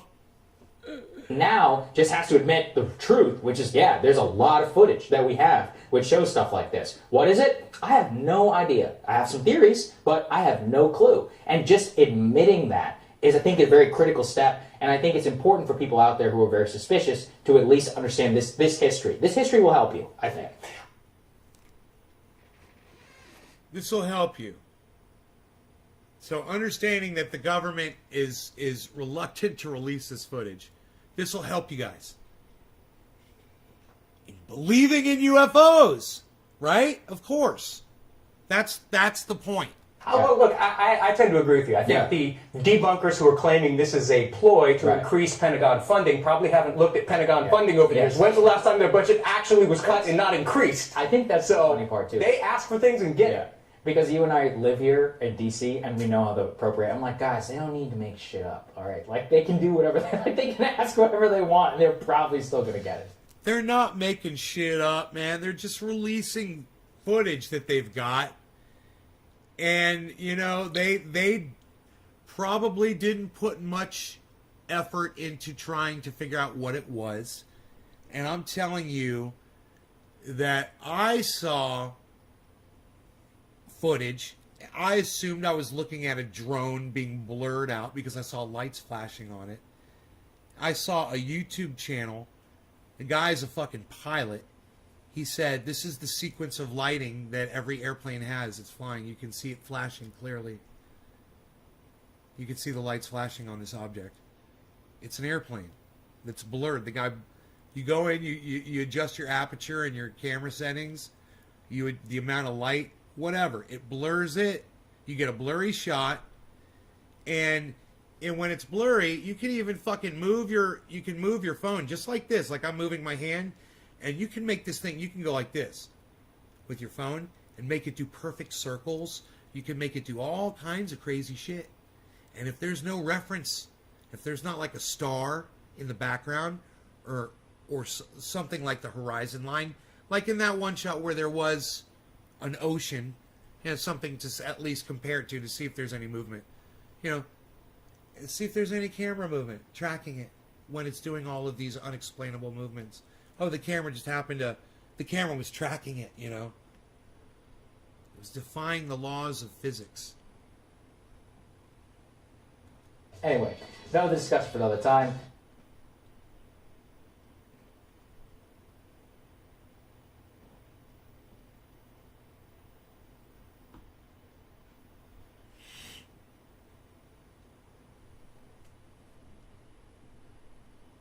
That's The Hill Rising. You guys should check them out. I watch them all the time. Usually, Crystal Ball keeps it sane in there. You know, I really watch for Crystal.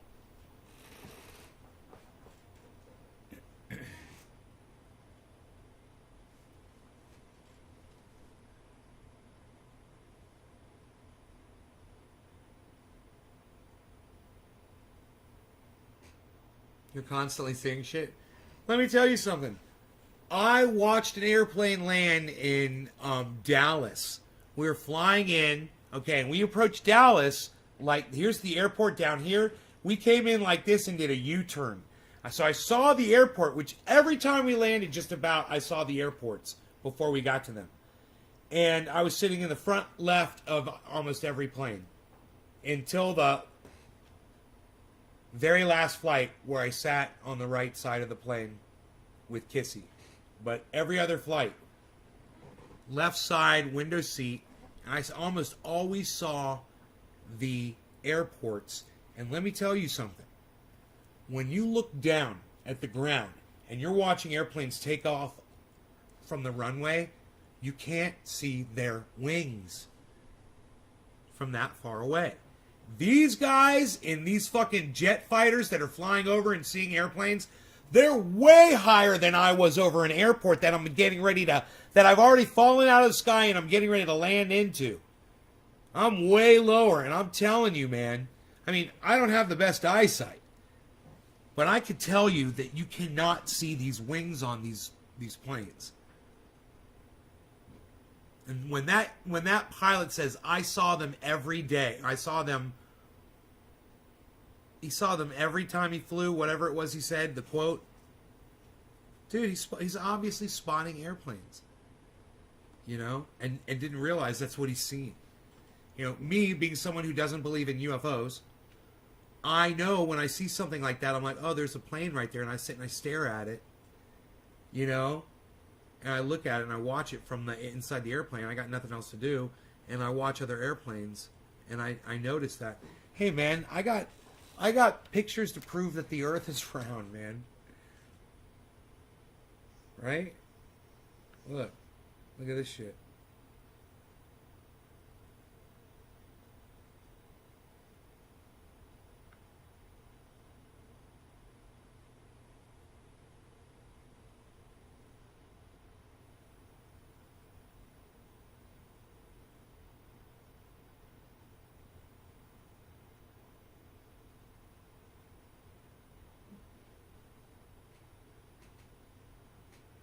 Let's see if I got another airplane on here.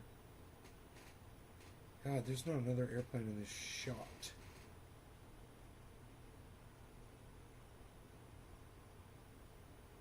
Oh, there's that airplane. Wow, look. Whoa, there's an airplane in that shot. You guys see the wings on it?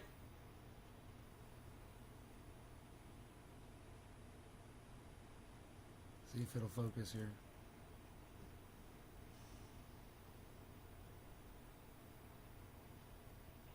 You see the wing? Look at that. Look how almost invisible the wing is on that fucking flying Tic Tac.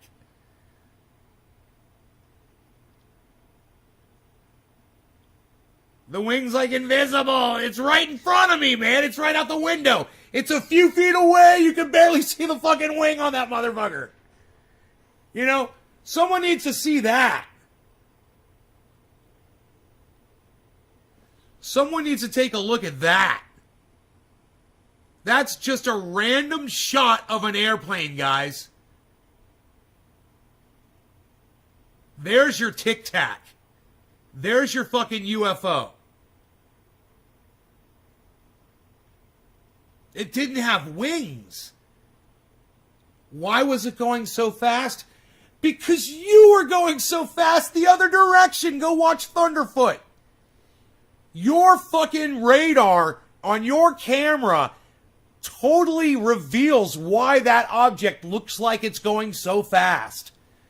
Because when you're up here and you're in a fucking F whatever the fuck, going Mach whatever the fuck, and there's a goddamn airplane going 400 miles an hour down here the opposite direction, and you're going like this and it's going like that, when your camera tracks that, it appears, especially when it's over the ocean, it appears like the object down there is moving really fast. You've got to consider not only add those two speeds together that will make that object look like it's going that fast, but you also have to add in the fucking angle at which you're looking at it. And you go watch Thunderfoot, man, and he's like, dude, this says the altitude. It says exactly where that object's at. You could totally see. He's like, in this one, he's like, it's a fucking bird. They're literally looking at a bird. And he's like, you can even see it flap. You can see it flap its wings. And you can hear the pilot say, oh, it's an albatross. He's like, woo, look at that sucker fly. He's like, woo, what is that? He's like, it's albatross. He's like, wah! Whoa! Yeah, it's an albatross. When an albatross is flying fucking 70 miles an hour one way, and you're flying whatever the fuck the other way, it's going to look really fast. You know, and he says even with the ocean as a backdrop, it makes it look even faster.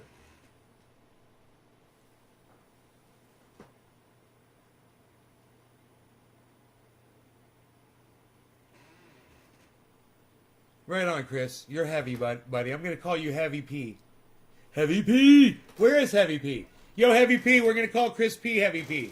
He's being all heavy in my chat, bro.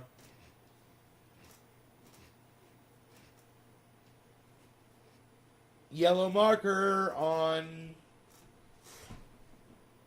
Bitcoin. Yellow marker. After a big drop. Let's see if that means anything.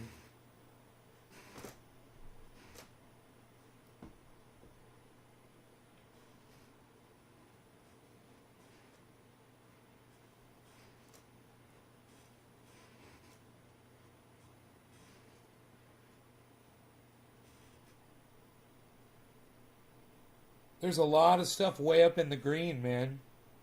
That's nice to see. Bitcoin's not up there, though. Bitcoin's at +9. There's Nano, ZIL, NEO. There's 31, 25, +24. HBAR, +23. I'm not really in far on any of those. VeChain, +22. I got some of that. ZEC, I'm not in that one, +21. Engine, I got some of that. That's +21. Theta, I got some of that. That's +21. Atom, I got some of that. That's +20. Ethereum Classic, I've got some of that. That's +21. Ethereum Classic is at 74 cents. I think I bought in at 76 cents on that one. Storage is at $1.20. That's really low. I bought that one much higher. It's a +21. OMG, man. Doge is 40 cents, guys, +20. J-Man, what's up, son? It is not 420 somewhere. No. It is not 420 anywhere. It's not 420 anywhere. It'll be 420 in 18 minutes in many, many places.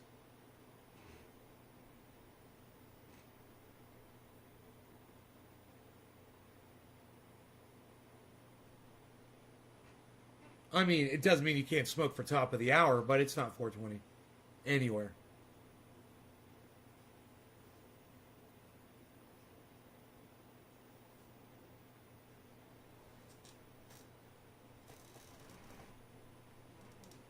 Look at my doggy.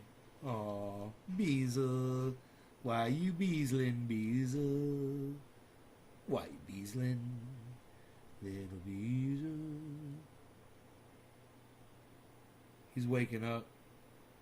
Beezle be beezling. Beezle Cam Extreme. Beezle be beezling. Why you beezling, little Beezle?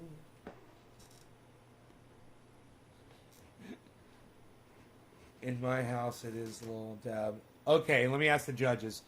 Judges, is it always 420? Judges say it is always 420. Congratulations, J-Man. It is always 420, according to the judges. I disagree, but whatever. I say it's 420 everywhere at 20 past. But I'm going to have to go with the judges, I guess. It's always 420. Beazle Cam Extreme. Why you beazling, little beazle?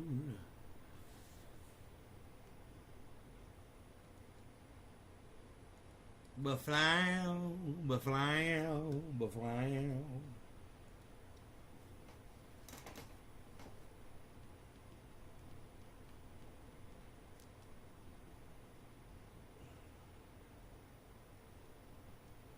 All right, how long we been in? All right, let's go to the video. Let's go to the 2-year-old video because I want you guys getting your news from me instead of other people. I'll walk you through shit better. Why you beazling, little beazle? Now remember, this happened 2 years ago. But a man is dead and the police covered it up. New revelations about the death of a black man in police custody 2 years ago. A lawyer for the family of Ronald Green says they were initially told that he crashed my father's his car name, Ronald. while being pursued by Louisiana That's State fucked Troopers up, man. in 2019. Now, body camera footage has emerged and it shows Green being tased, kicked, and dragged by the officers before his death. The case is now the subject of a federal civil rights investigation. CNN's Ryan Young joins us live now to explain exactly the timeline of what happened and what we were told about what happened, Ryan. Yeah, White Castle are where the term sliders originated. I love White Castle sliders. My version of it in Orlando growing up was Crystal Burger. Their sliders are fucking amazing. You can ask, David Campione, Iceman. He grew up on those fucking Crystal Burgers like I did. I mean, my friend Adam, we used to go in there late at night all fucked up and get Crystal Burgers. We get like 10 of them, man. And you just eat like 10 Crystal Burgers, and they just go right through you. It was the best food for when you were trashed. It's closing in your area. You love them? Yeah, John, let's also not forget that this video was leaked. It was not officially released, and so we've never seen the full tape so far. And if you think about this, the family has been in limbo for the last 2 years. I'm scared. Terrifying pleas from Ronald Green after a high-speed chase led to a deadly confrontation with Louisiana State Police just outside the city of Monroe in May of 2019.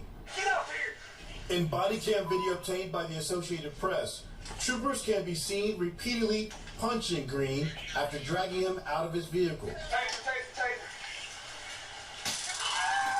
Troopers tased Green multiple times while he's face down on the ground as they attempt to handcuff him. Another trooper can be seen kicking Green. All over. This guy ain't got AIDS. The Associated Press released 3 segments of the original video, which it says is 46 minutes long. Only 2 of the video clips have audio. CNN has neither reviewed or obtained the original video, and it's unclear what occurred before or in between the video clips. The video is being seen by the public for the first time, but the incident took place 2 years ago. The body cam footage is shocking considering the way the encounter was described in Louisiana State Police initial report in 2019, which says troopers attempted to pull Green over for an unspecified traffic violation that ended when Green crashed his vehicle. The report also says, quote, Green was taken into custody after resisting arrest and a struggle with troopers. Green died on the way to the hospital, the report said. At no time on the video can troopers be seen trying to render any medical aid to Green, who, according to the Associated Press, was face down and moaning for more than 9 minutes. CNN has reached out to the attorneys for the officers for comment. Lee Merritt is an attorney for the Green family and spoke to CNN. It's not only what you're seeing, but the sounds that go with it. You can hear him screaming and writhing in pain as he says, "I'm your brother, please stop. I'm sorry, I was just scared." The Department of Justice is investigating the incident, and in a statement to CNN, the Louisiana State Police says the premature public release of investigative files and video evidence in this case is not authorized and was not obtained through official sources. LSP is confident in the judicial system and fair review of this incident and continues The to premature offer full public cooperation. release. Unauthorized release of evidence 2 undermines years. the investigative process and compromise the fair And they call it impartial premature. outcome for the Green family, LSMP employees, and the community. We are unable to provide any 2 further minutes information after at this time. it happens, we want Green's that mother video. tells NBC Not she 2 thinks years. Louisiana State Police murdered her son. They beat him with the purpose of letting him just die. John, when you think about this, it's so very difficult watching this video over and over again. One of the things about it, though, is Green was left pretty much a face down, and we know from watching the George Floyd case that officers should flip people over so that makes so the person can obviously be able to breathe. That did not happen in this case. Lee Merritt's hoping that more of this video would come out. That way, the public can see what actually happened. Ryan Young, thank you very much for this. Joining us now is Detroit Interim Police Chief James Craig and former Philadelphia Police Commissioner Charles Ramsey, a CNN law enforcement analyst. Chief Craig, let me ask you this. I mean, there are two issues here. Number one, the treatment that Ronald Green experienced there. But number two, what the police said about what happened. The fact that they said there was a struggle, but they certainly didn't say tase. They didn't say there was blood flying everywhere, so much so that they commented on it. And then they merely said he died on the way in the car afterwards, as if it just sort of miraculously happened in a vacuum. The omission here of the details seemed glaring, yes? You know, absolutely, John. This is deeply troubling, and certainly my prayers go out to the Green family. But you point out the two big issues. One, we know just looking at the video, this was an example of what defines excessive use of force. And then on top of that, the inaccurate report, and on top of that, they indicate that the officer was at some point suspended. He returned to work. So what's the status of the internal investigation? Let's face it, this is yet another big setback for our profession. You know, we're in a crisis right now, and this does nothing. And then the fact that there's statements being made about a premature release of this information, I guess these folks haven't been paying attention on what's going on around the country. This is about maintaining public trust. And you're not going to maintain public trust when you withhold significant information. So this is bad, you know. And Significant information or significant evidence of a murder, you fucking pig bitch. Thin blue line, motherfucker, much? But you can't call a murder a fucking murder when you see it? They murdered that man and it's on video. You know, that doesn't make that information. That makes it evidence of murder.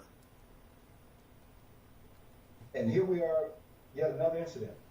It is hard, Commissioner Ramsey. You know, why is it always so hard for these fucking pigs to get handcuffs on somebody? Here's my idea, okay? You know, I'm always fixing shit. So you have handcuffs, right? That you put them on one wrist and you put them on another, and then it's got a thing in the middle that's long, and then you just wind it.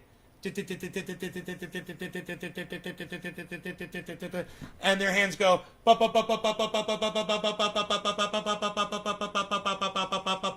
bump. That's all. And then it locks, you know, and then the handle on there comes off. How about that?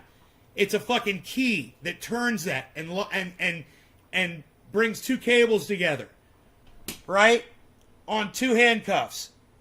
That's all. You don't have to fucking murder people. You just invent something like that. You fucking pig bitches.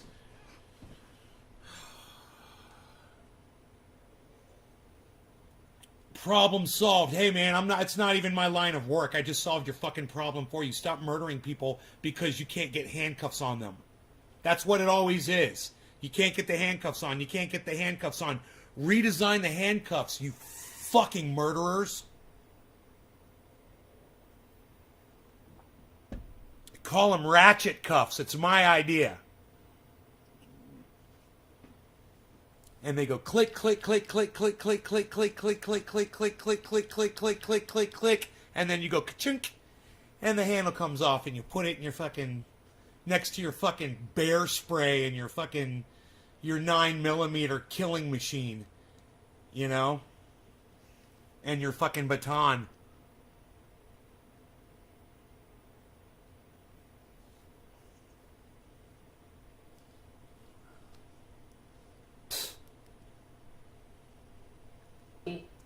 at this Louisiana State Police statement where they're emphasizing that this is an unauthorized release, you know, and in a way it's like, thank God that we can see something here, which is the contrast between the truth and what is represented by the police in the report in this case. We saw this in the case of George Floyd. That police report did not describe what happened to George Floyd at all.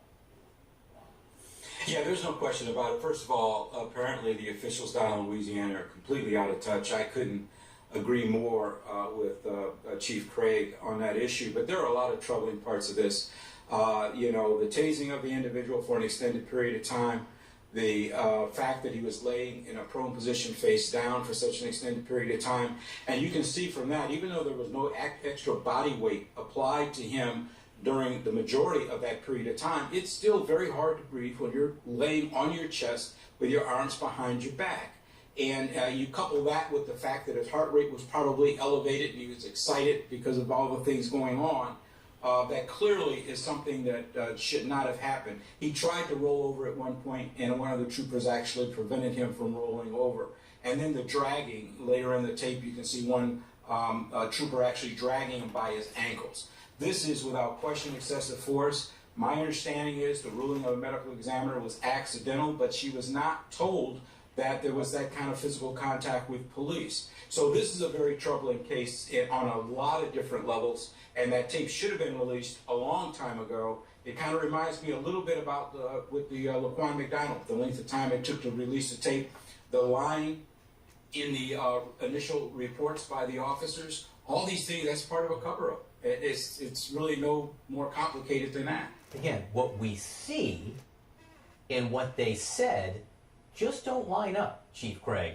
And this, again, puts a spotlight on the issue in terms of reporting, among other things, and I think public belief after incidents like this about just taking at face value when police say ... Well, if police say, in the case of Ronald Green, he just happened to die in the car afterwards, but they don't tell us about everything that happened before that, how can we be just believing blindly what police say?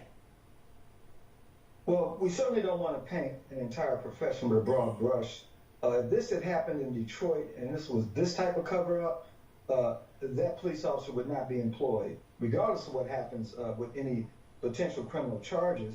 And I agree with Chuck. I mean, there are a lot of issues here, and while it was ruled an accidental death, what's mind-boggling for me, this man was dragged, there had to be contusions, he was beaten, he was choked. Did the medical examiner take those issues into account? Or was she just blind to the fact that, you know, this was all as a result of an accident? It's difficult. I mean, the cover-up runs deep. That's you know, my 2 cents. Yeah. I mean, you look at that video, the disregard for human life here is just indisputable. Chief Craig, Commissioner Ramsey, thank you so much to both of you. Thank you. Thank you so much.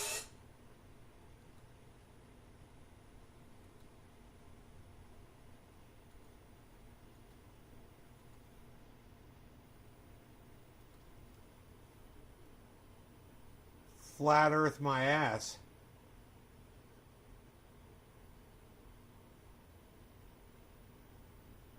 It doesn't look flat to me, and that's just from my airplane. I don't know. Just a simple little photograph I took. Just a simple little photograph I took that proves that the Earth's not full fucking flat. But, that kind of makes it obvious, huh? What about this? I made sure to take one on the ground.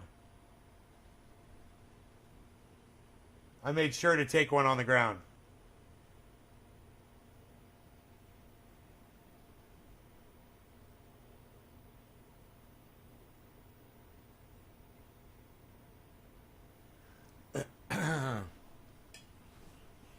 I'd like to superimpose those over each other. That'd be cool.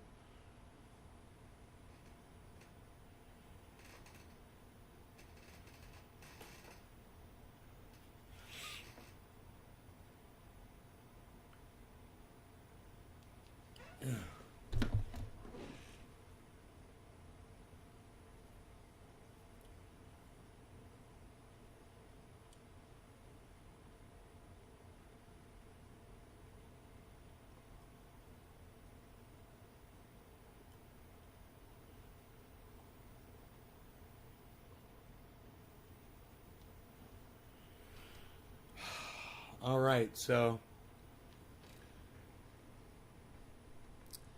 here we go.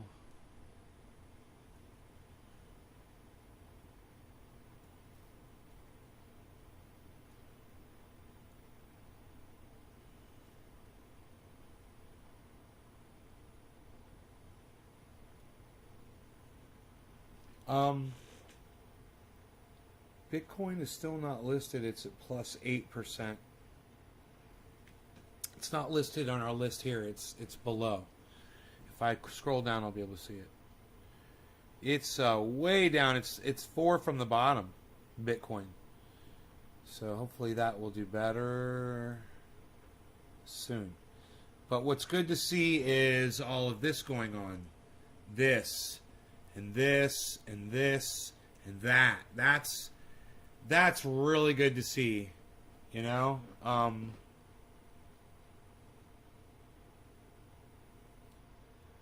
So there looks to be like a lot of health in the happy 420, everybody. It is 420 somewhere now. Happy 420, everybody. Cheers. I just want you guys to hang in there and hodl along with me. You know, go ahead and hodl. It's going to go up. We're predicting about 100,000 on Bitcoin. That this is going to help bring it upwards. Explain the pig thing, Sam. No,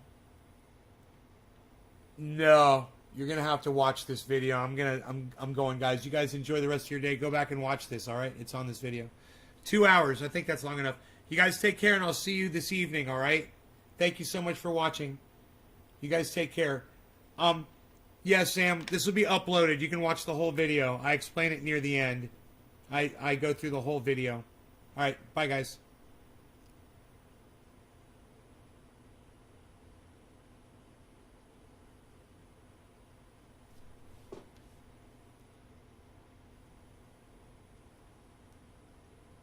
Right on, Sam. Hey, Stukes, what's up, buddy?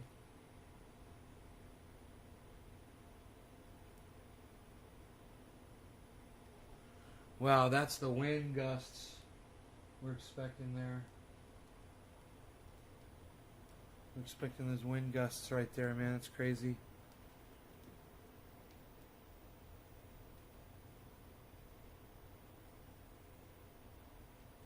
It's gonna rain a little bit. Whatever. Nobody says it rains a little bit anymore, pal. Nobody's even doing 2-hour videos anymore, pal. What are you doing? Wait until it goes 2 hours? Psh, nobody even does 2-hour videos anymore, pal. What are you doing? Hashtag keep it open. I got one from Nick. I got one hashtag keep it open from Nick. I love that. I love that. 2-hour show, man. Psst. Guess I could take Rogie out if he wakes up. Maybe, I don't know. I don't know. I don't know.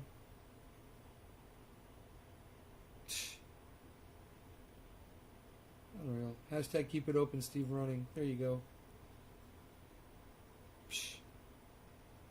2-hour episode. Nobody does 2-hour episodes anymore, pal.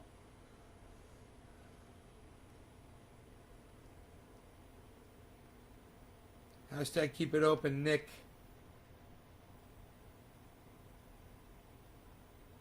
Yeah, you're not supposed to say bye. You're supposed to say hashtag keep it open. Hashtag keep it open. Seller. Remember Seller was number 1, guys? It's the last one on our list right now. See you later, pal. Psh, unreal. Nobody's even doing it. Nobody's even doing it, pal. Psh. Remember, we were at 420 earlier today. It's trying to get back up to 420 again. Psh. Nobody's even doing that anymore, pal. What are you doing? 2-hour video. Nobody's even doing. Nobody's saying keep it open in your chat anymore, pal, except for 2 people. Unreal.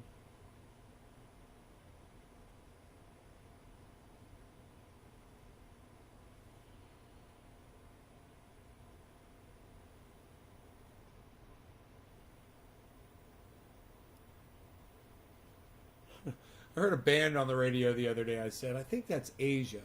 I looked over at the thing, and it was Final Countdown, Europe. I was like, Asia, Europe, same thing.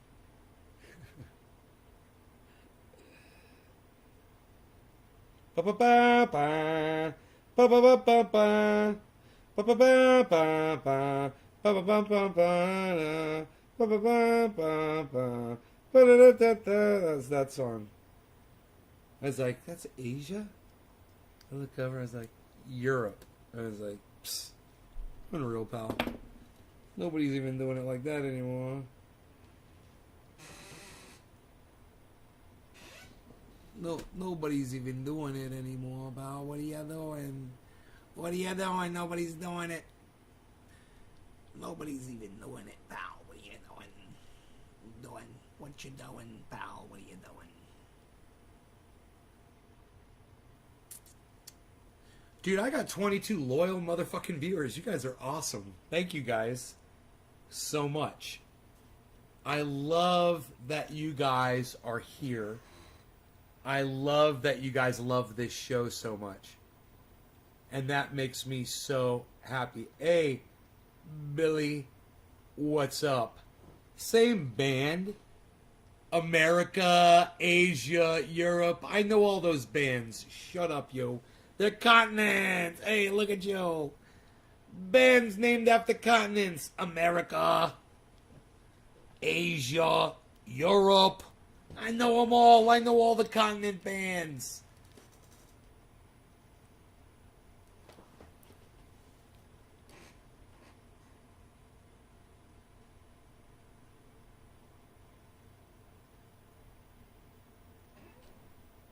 Trying to watch this market recuperate after this massive blow that it's taken over the last day. What a hit! But it's just proving its resiliency if it can get over 420, man. It took a hit today. I wonder what caused that hit today, guys. Look at that drop. You guys see the drop I'm looking at? We were riding at 420. We were all happy. I was like, oh, I hope it goes to 420 and stays there. And it did. And then, beep, after I shut my show off. So now it's trying to retest 420, you know? Same thing here. Boom. Devil's fucking tower right there. Boom. Same thing. Devil's tower. Boom. Same thing. Devil's tower. Boom. Trying to work its way up slowly. Not so much, really, here. Look at this. This must be Doge. Yeah, Doge is just bopping along. Doge is just bopping. But Bitcoin needs to lead the pack. And it's not right now, you know. It's at the bottom. It needs to get better. And it's at plus 10, but it needs to go higher. And it needs to keep rising. So hopefully it will. Hopefully people will start thinking that it's out of the low area, you know, that it's been in.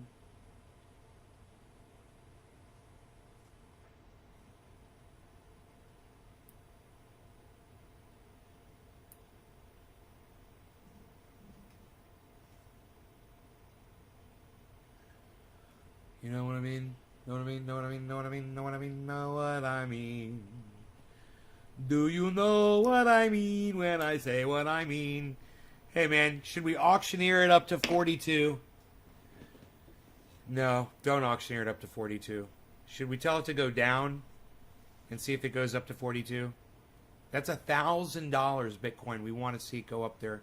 And I want to see it keep going, but I know it's going to test 42 again if it gets up there. It's getting pretty close. It's getting pretty close. Never lost wisdom, but damn. Auctioneer. What the fuck, says Stukes. Number in the left top corner. You just noticed that number in the top left corner? It's hard for me to discontinue a show that's got 23 people watching, man. You know? That's a lot of viewers.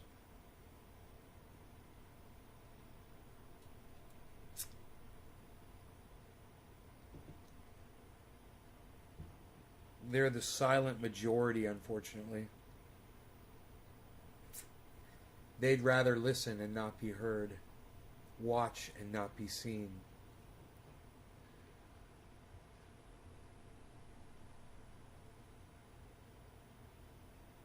Appreciate it, you. Thanks, Dukes. Dude, I need to see Bitcoin go up, not down. I should tell it to go down. Should I? Down, Bitcoin? If I tell it to go down, it will go up. Or if I auctioneer it up. I can auctioneer it up. Should I try to auctioneer it up to 200? Let's get it 200, folks. Let's go. 14 and a 15 2 and a 12 5 and a 15 quarter 2 2. Come on, 200. 3 and a 15 quarter 2. Let's get it up to 200. 5 and a 15 quarter 2 2. 15 quarter 5 5 15 quarter 2 2. Go. Come on. There's our 200. Got it. That was easy. 300. Man, it's got a little. I gave it a little bounce. I got it up to 350. Just a little jump start there. 350, 360, 370. Portfolio. 41,400. Oh, don't be sad. It's going to go up, buddy. 41,400.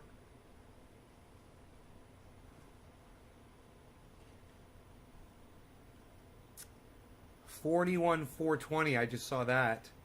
41,450.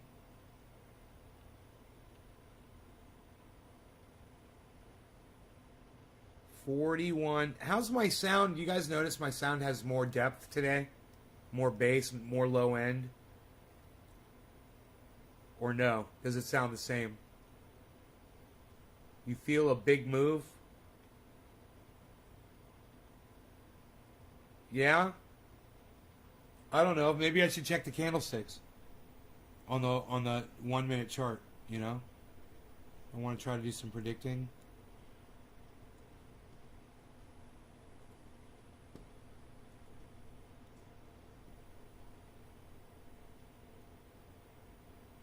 Oh shit, son.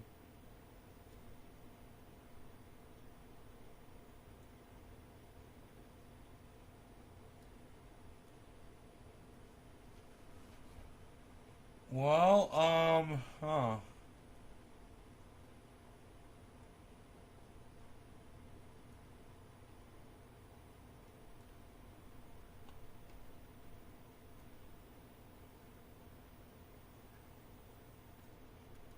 right, here we are in the 1 minute chart on Bitcoin. We're at 41.45 right now. And the candlesticks are looking flat across the volume. But the value's been walking up gradually from 40,800. So we're at 41.4. And there seems to be a drop, a little immediate drop in volume. Let's see what happens here.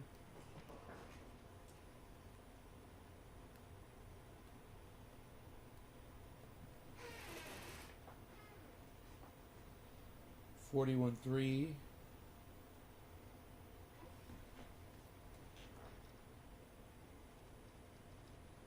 Man, my pond is still filtering nicely, I must say. I hope the water's getting cleaner. Man, I let that water settle. It is nice and clear, but it didn't affect the ppms. It really is total dissolved solids. It really is dissolved in the water. I'm like, where am I at, man? I was like, why can't I see myself on camera?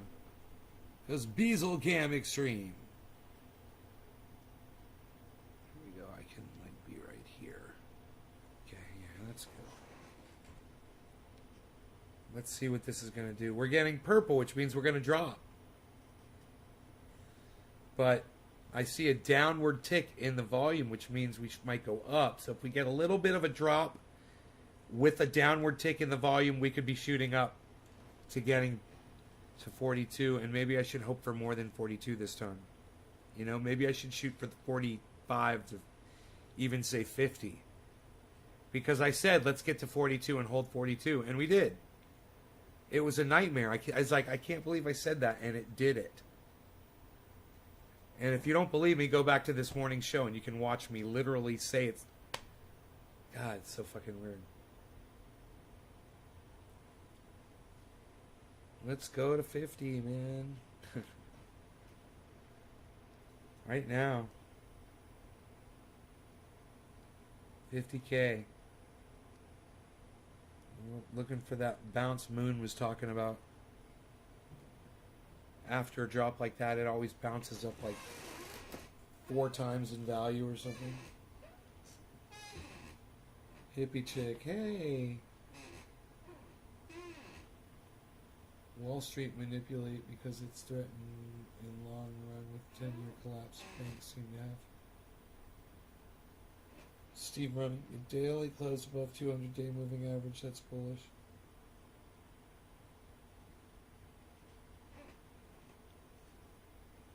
Let me see what this is going to do. Let me see what this is going to do. We're going to drop here. We were expecting that.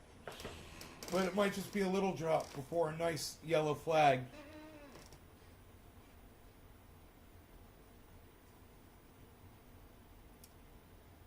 Smaller the drop, the bigger the rise we're going to get. Okay, so look. Look at this. Look at this. We're getting set up. There it is. Yellow flag. There it is. Got set up. Downward peak in volume and value and matched in. And it means a yellow flag's coming up soon. And boy, did we get that quick. So now let's see what happens. Rise in volume. Buys are winning right now.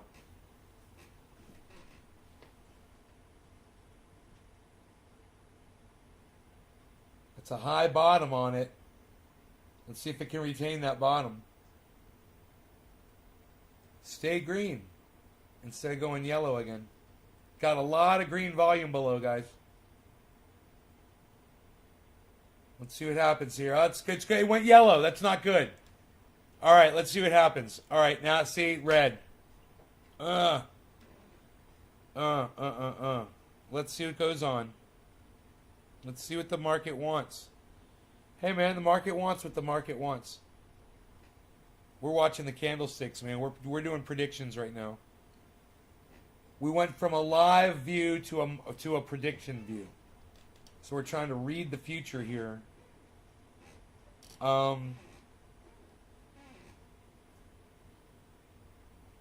We do have a solid yellow marker and a downward trend. Good sign. Good sign.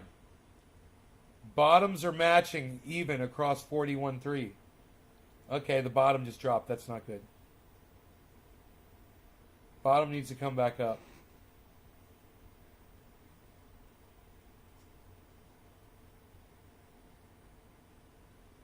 So if that bottom doesn't come up, we could get a drop. Let's just see what happens.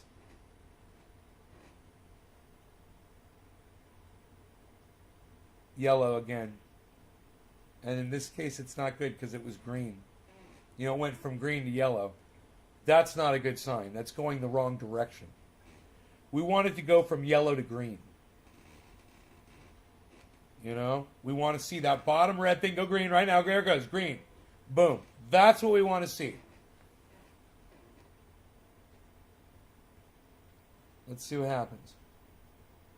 Are we going to get our kick? 41.4 is looking good. Can we get a 41.5? How hungry are our buyers?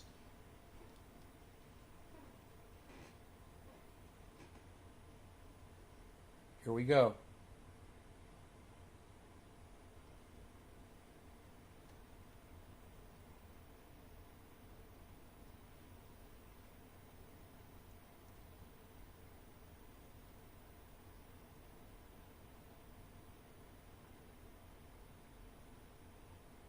Damn, we got a purple marker.